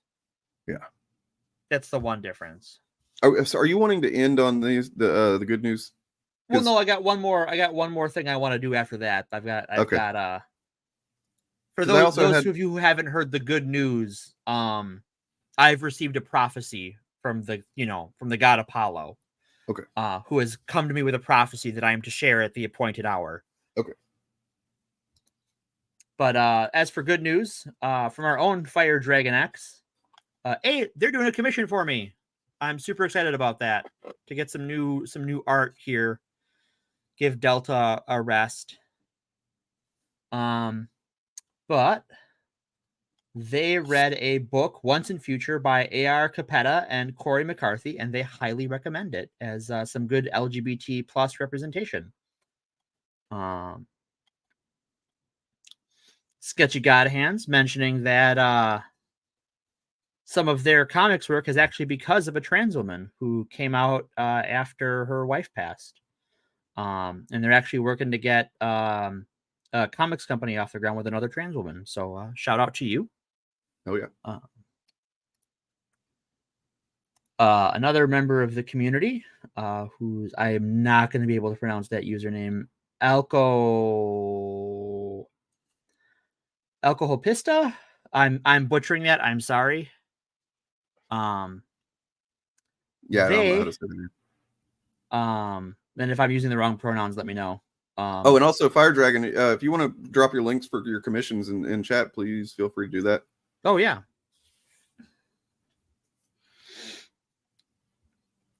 But they were they used to think they were bisexual because they weren't interested in sex. And so they thought they were sort of interested in everybody equally. Mm-hmm. And they couldn't figure themselves out. And actually what helped them figure out what was going on was BoJack Horseman. When the character Todd Chavez in that show came out as asexual. And this was actually a big influence on my spouse as well. They love that show. It is a good show. It is not for me. Yeah, it can be kind of dark. A little heavy, yeah. But it is pretty funny. Like it's well done. I mean, there's nothing against it. It's definitely a vibe that you got to be in that mode. Yeah. I would recommend checking it out, but if it's not for you, congratulations. Look at that. Hell yeah. This is why we share good news, because good news brings good news. And what aroma is it exactly? No, I'm sorry. That's bad. I'm joking. Boo. Boo me. I'm booing myself. Yeah. No. The enigma on Blue Sky is fostering a pet. They started fostering pets. And A Cab for Cutie on Blue Sky actually met their partner on Blue Sky, and they have been together 6 months now. Nice. I, for the first time ever this week, left my nails painted at work and went to work with painted nails all week. So that's my good news. Yep. Hell Arrow folks are awesome. Yeah, there's not a lot of like it's kind of undercovered. It's underreported and underdiscussed, and I really think it's a shame because it's totally valid. And I think, we as I don't know what country you're in, but I know in America there is certainly a value placed on being a sexual creature, and Yeah, I've not seen, everyone's like that. I'd seen some stuff about against asexual people before that was just like really fucking jarring to realize that people would even care. It's like okay, I mean, everybody's accustomed to the fact that there's like homophobic bigotry against gay people or whatever, but then like I guess I would have assumed that it's because like they're doing the wrong thing, when it's like if somebody's not doing anything with anybody or more or less, which that's not even really an accurate characterization of asexuality. Because it doesn't mean that somebody who's just never has sex or never has any interest in sex or anything like that. It's just much less front and center and of a priority. And yeah. Anyway. And I have a meme to share from my spouse. Oh. So I'll share my screen. Please do. All right. Feel free to pop that up. Let's see. So, wife, no, I don't want to go to a Star Wars themed sex party. Ew, me. First off, it's Star Trek, and secondly, it's called a Borgie. A Borgie? A Borgie, yeah. Yeah. Have a good night, Smirking Gun. Good night, man. Hope things are going all right over there. I hope you're doing all right. What was thank you for tuning in from Brazil. That's really cool. I really appreciate that. I like knowing when we've got listeners from other countries. It's cool to get people's perspectives from around the world. I really like that. Hell yeah. And I'm happy to share them with you. All right. Well, that is what I have for good news for today. Okay. If you have good news, feel free to send it our way on Blue Sky or on the Discord. I have a couple of memes that I like. You got to some share. memes? One of them I kind of made myself a little bit, kind of. Laughing at your own joke, are you? Yes. Well, I happened to find this really funny, kind of just like out of context image of Spider-Man from some comic where, I think it's from a comic where he's just sitting there looking at his cell phone and he looks really depressed. And I thought, well, that's fun. I can probably use that for. Oh, here's this. First of all. Yeah, you're not going to believe it. Who is anti-woke, but maybe you won't be so surprised, actually, because it's Nathaniel Essex, Mr. Sinister's fucking anti-woke. Wow, who knew? And look, it's kind of surprising because I think it's kind of clear. I don't even see the club on his forehead. He's been known to use an image inducer. Oh, there we go. It's the old image inducer. You would think that he would get like a more handsome guy. I don't know. You think so? But I guess you want to be low key. Not low key. Those are different. Right. Let me get to where I'm trying to get to here, because I wasn't actually prepared to do this, and I should have been. Got way too many memes and images that I've downloaded and stuff. If I put a link in private chat, can you share it so it's usable in the actual YouTube chat? Sure. I don't think I have permissions to do that. So that's in private chat. I want you to share that out while you're pulling stuff up. I'm sorry. Bring back eugenics. Oh God, Greg, don't speak that evil into the world. So we got a bit of good news. And this was what the newest update that we were gonna have for this episode before that interview dropped yesterday. And now we almost forgot about this. Uh-oh. So Stripe disabled Libs of TikTok's account. And they're holding on to their funds. That sucks, man. Won't release it. I called and emailed and they aren't giving me a straight answer. Well, maybe they'll give you a gay one. This has been going on for a month. Sorry. Nobody has been able to subscribe to my newsletter. My funds are frozen. Wah. That's all it really says is okay. Really, it's I'm good job, Stripe. I'm happy to hear it. Yeah, based. And this is this is what happens. She's getting increased scrutiny after Nex's death, Right? And it could come out that it seems very unlikely that the fight had nothing to do with the death. I just think that's virtually impossible. But even if so, it's bringing scrutiny on Kaya, and she deserves all the fucking scrutiny in the world. Yep.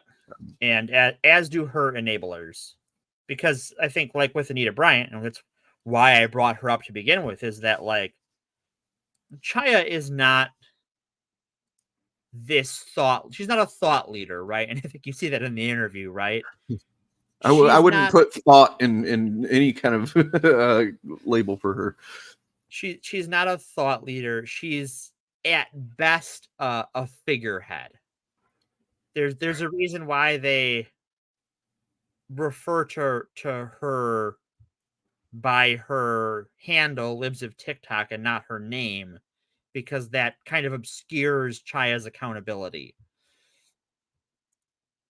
Okay. Because she's not a thought leader. She's not, acting out of some well-reasoned position. She hasn't done this naturally. It's astroturfed.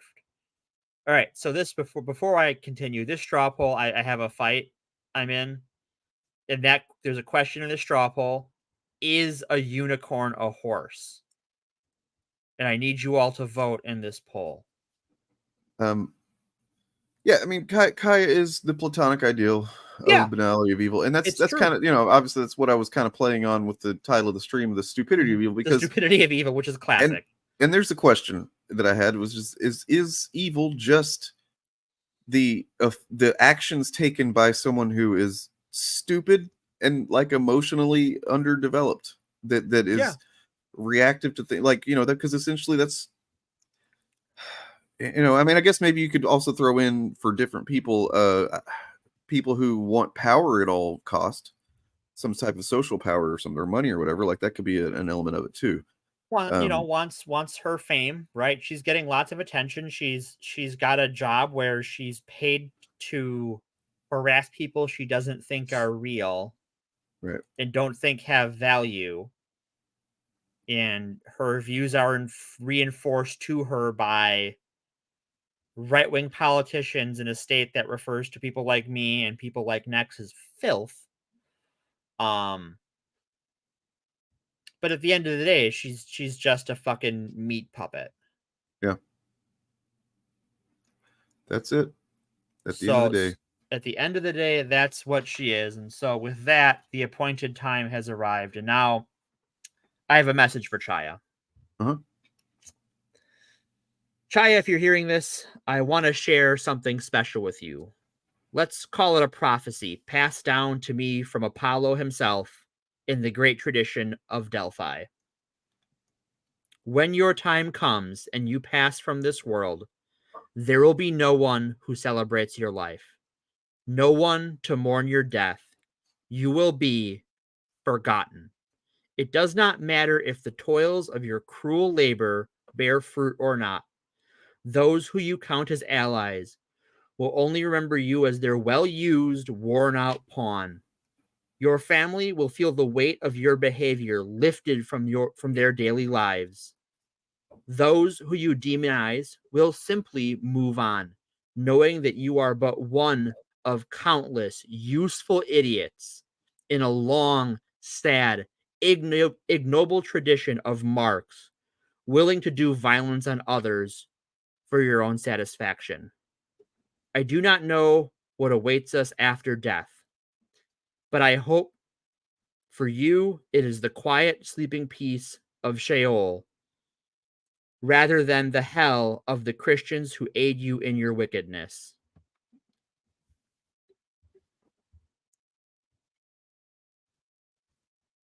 God damn. Fucking wow. Old school. You want a raw tough guy? Then take it raw. You know what? A few years ago, I'd be like, you're comparing me to Cyclops? I'm offended. But now, Scott, it's my boy. He's pretty awesome now. He's pretty awesome now. Please pardon the gendered language here, but Okay, you the big bad booty daddy. Hey, thank you. I can do okay. both. When you're gender fluid, sometimes you're the big bad booty daddy. Look, It's we don't all have good. we don't have enough time to do this. This might be a whole episode that we need to do. Maybe it can be a video, like I was talking about earlier. Maybe this can be a project that we work on, Morgan. Yeah. Answering this question. That is almost, yeah, that's gonna be its own.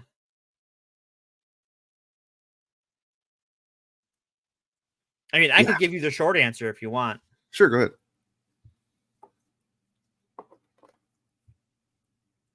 What you got?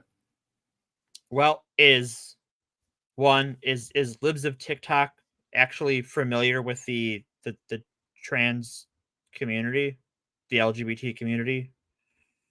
Is she familiar with the medical community? Does she have any expertise in that?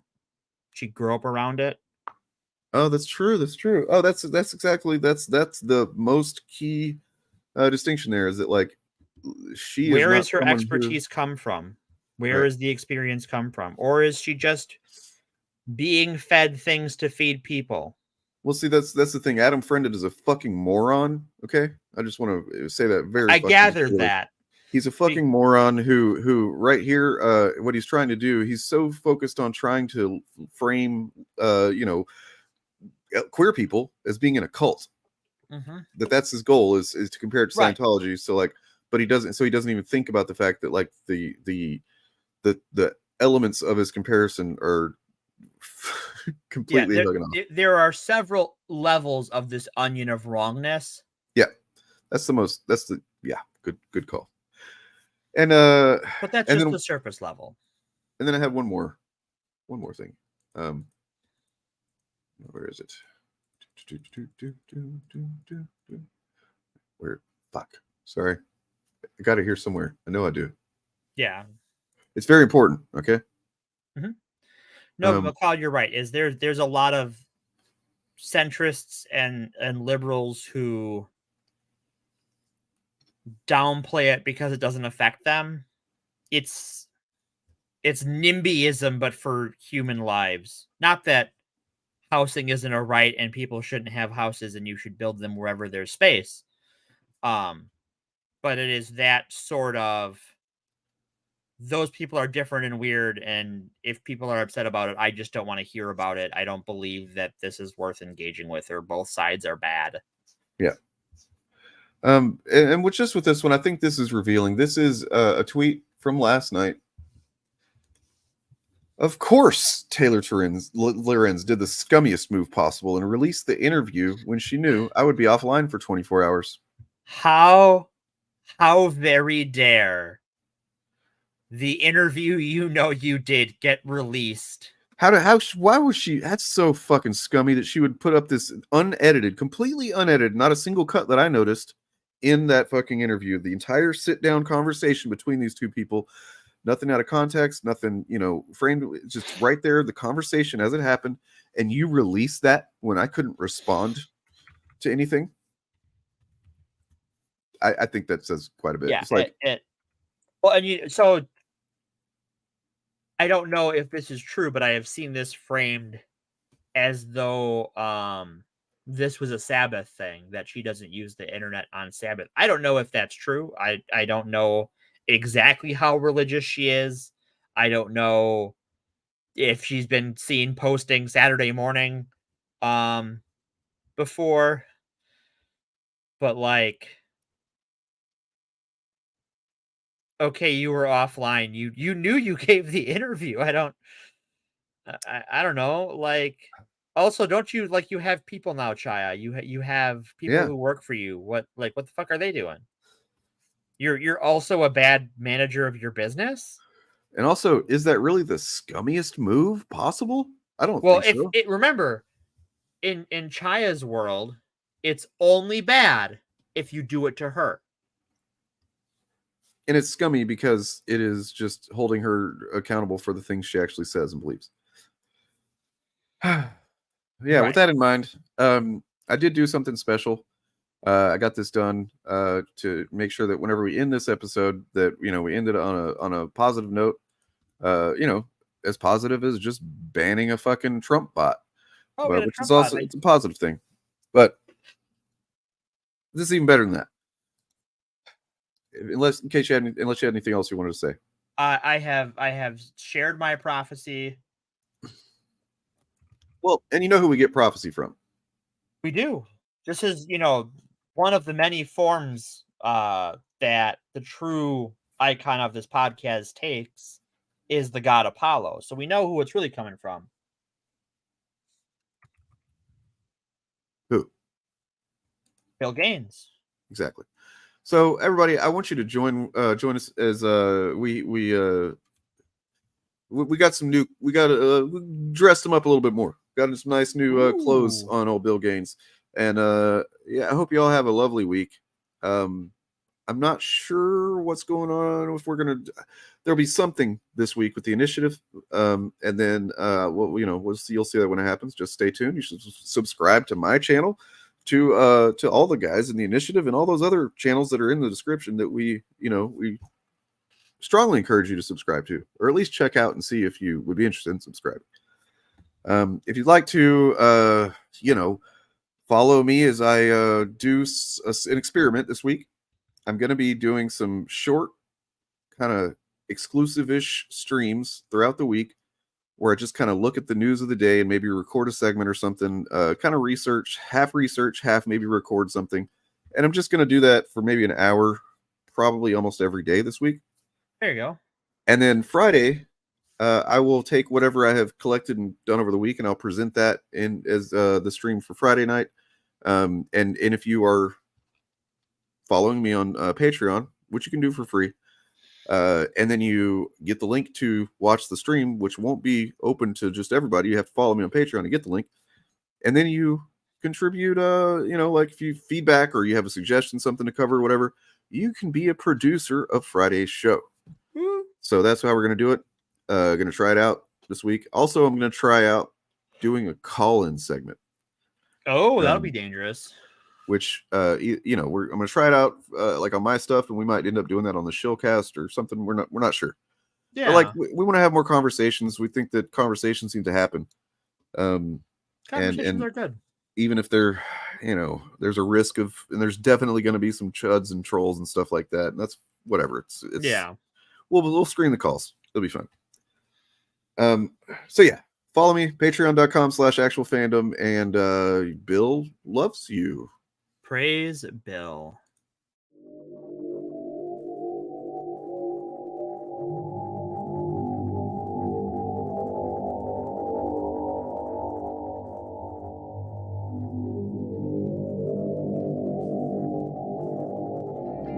May Bill Gaines shine his heavenly light upon you and impregnate you with many happy days and joy fetuses.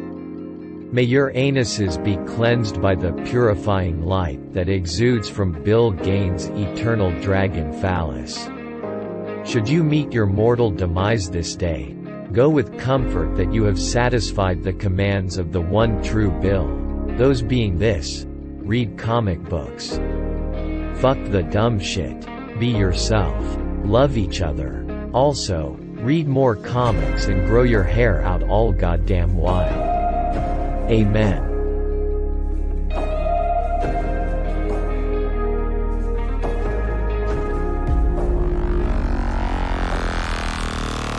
Actual fandom is not going to stop.